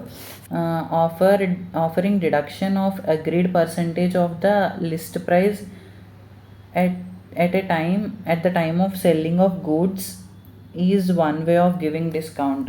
గూడ్స్ సెల్లింగ్ అవునప్పుడు మనం ఎక్కువ మొత్తంలో కొన్నామనుకో, ఎక్కువ మొత్తంలో కొన్నందుకు వాళ్ళు కొంచెం హోల్సేల్గా కొన్నందుకు కొంచెం డిస్కౌంట్ ఇస్తారు ప్రైస్లోంచి. దాన్ని ట్రేడ్ డిస్కౌంట్ అంటారు. హోల్సేల్గా కొన్నందుకు ఇస్తే. It is generally offered by the manufacturers to wholesalers and by wholesaler to retailers. ఎక్కువ మొత్తంలో కొన్నందుకు వాళ్ళు ఒక డిస్కౌంట్ ఇస్తే దాన్ని ట్రేడ్ డిస్కౌంట్ అంటారు. సో క్వాంటిటీ కోసం అనేది డిస్కౌంట్ ఇస్తారనమాట. After selling the goods on credit basis మీద వాళ్ళు మనకి గూడ్స్ని అమ్మారు.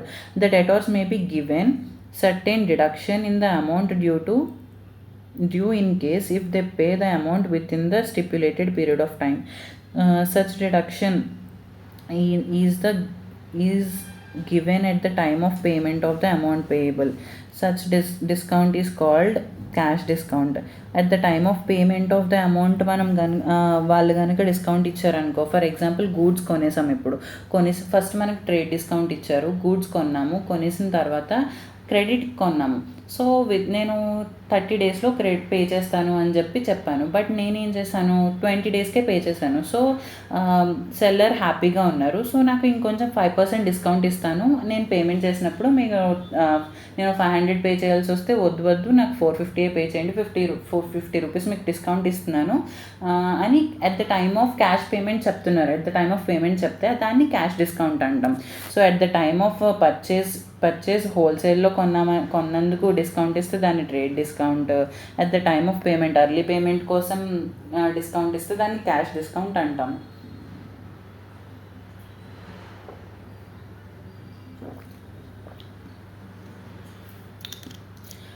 లైక్ నెక్స్ట్, సో డిస్కౌంట్ అనేది 2 టైప్స్ గుర్తుపెట్టుకొని, trade discount and cash discount.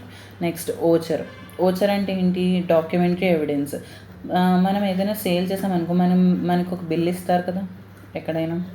So అదేంటి, evidence of the transaction. So voucher అంటే దాన్నే ఓచర్ అంటారు. The documentary evidence is support of transaction is known as voucher. ఏదైతే డాక్యుమెంటరీ ఎవిడెన్స్ ఉందో, మనం ఒక ట్రాన్సాక్షన్ రికార్డ్ చేయాలంటే మనకి సపోర్ట్గా ఒక ఓచర్ ఉండాలి, ప్రతిదానికి ఒక బిల్ ఉండాలి. దాన్నే ఓచర్ అంటారు. For example, if you buy goods for cash, మనం ఒకవేళ క్యాష్కి పర్చేస్ చేసామనుకో, we get cash memo. Bill అని చెప్తాం కదా, అది యాక్చువల్లీ క్యాష్ పే చేసినందుకు cash memo. If we buy on credit we get an invoice. ఒకవేళ మనం క్రెడిట్ కనుక పర్చేస్ చేసామనుకో, అప్పుడు మనకి ఏమి ఇస్తారు, ఇన్వాయిస్ ఇస్తారు. When we make payment we will get a receipt. ఆ ఇన్వాయిస్ సబ్మిట్ చేసి మనం పేమెంట్ చేసామనుకో, మనం పేమెంట్ చేసినప్పుడు మనకి ఏమొస్తుంది, ఒక రిసిప్ట్ ఇస్తారు. సో అలా ఓచర్స్ అనేది ఒక డాక్యుమెంటరీ ఎవిడెన్స్ అనమాట. సో ఓచర్ అంటే ఏంటి, documentary evidence to support the transaction. So right. Next, goods అంటే ఏంటి, మనం ఏదైతే బిజినెస్లో సేల్ చేస్తున్నామో, మన ప్రైమరీ బిజినెస్ డీలింగ్ ప్రోడక్ట్ ఏదైతే ఉందో దాన్ని గూడ్ అంటాం. అది మనకి good. It refers to products in which the business unit is dealing. మన బిజినెస్ యూనిట్ దేన్నైతే పర్చేస్ చేసి సెల్ చేస్తుందో దాన్ని గూడ్ అంటాం. In terms of buying and selling or producing and selling, అది మనం కొని అమ్మినా లేదా మనమే మ్యానుఫ్యాక్చర్ చేసి అమ్మినా అది మన గూడ్ అనమాట. The items that are purchased for use in the business are not called goods. మనం అది ఒకవేళ ఏదైనా గూడ్స్ని పర్చేస్ చేసాము, కానీ అది సెల్ చేయడానికి కాదు, అది ఒక బిజినెస్లో యూజ్ చేయడానికి. For example, stationery. ప్రతి ఆఫీస్లో స్టేషనరీ యూజ్ అవుతుంది. స్టేషనరీ అంటే పెన్స్, బుక్స్ ఇవన్నీ యూజ్ అవుతాయి, పేపర్స్ ఇవన్నీ. అవి దేనికి యూజ్ చేస్తున్నాం, అవి సెల్ చేయడానికి యూజ్ చేయట్లేదు, ఆఫీస్ పర్పస్ కోసం యూజ్ చేస్తున్నాం. సో అది మనకి గూడ్ అవుతుందా, అది అవ్వదు. And for example, furniture dealer purchase a chair and tables in is termed as goods. ఒక ఫర్నిచర్ డీలర్ చైర్ని, టేబుల్ని పర్చేస్ చేశాడు, కానీ అది అమ్మడానికి కాదు. ఆ పర్పస్ ఏంటి, వాళ్ళ ఆఫీస్లో వేయడానికి. సో అది గూడ్ అవుతుందా, అవ్వదు. While for other it is furniture and it is treated as an asset.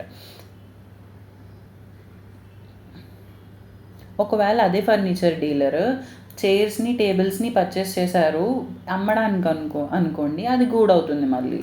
So ఒకవేళ ఫర్నిచర్ డీలర్ కాకుండా వేరే ఎవరైనా సరే దాన్ని పర్చేస్ చేశారనుకో, ఫర్నిచర్ని కానీ టేబుల్స్ని కానీ పర్చేస్ చేశారనుకో, అది కంపల్సరీ అది వాళ్ళకి అసెట్ అవుతుంది, not good. Okay.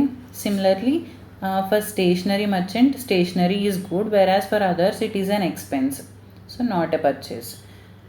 hope you understand it. Next, drawings అంటే ఏంటి, ఓనర్ ఏదైనా ఇన్వెస్ట్ చేశారనుకో బిజినెస్లో, దాన్ని క్యాపిటల్ తీసుకొచ్చారంటాం. అది ఇందాక చదివాము ఆల్రెడీ మనం ఇక్కడ.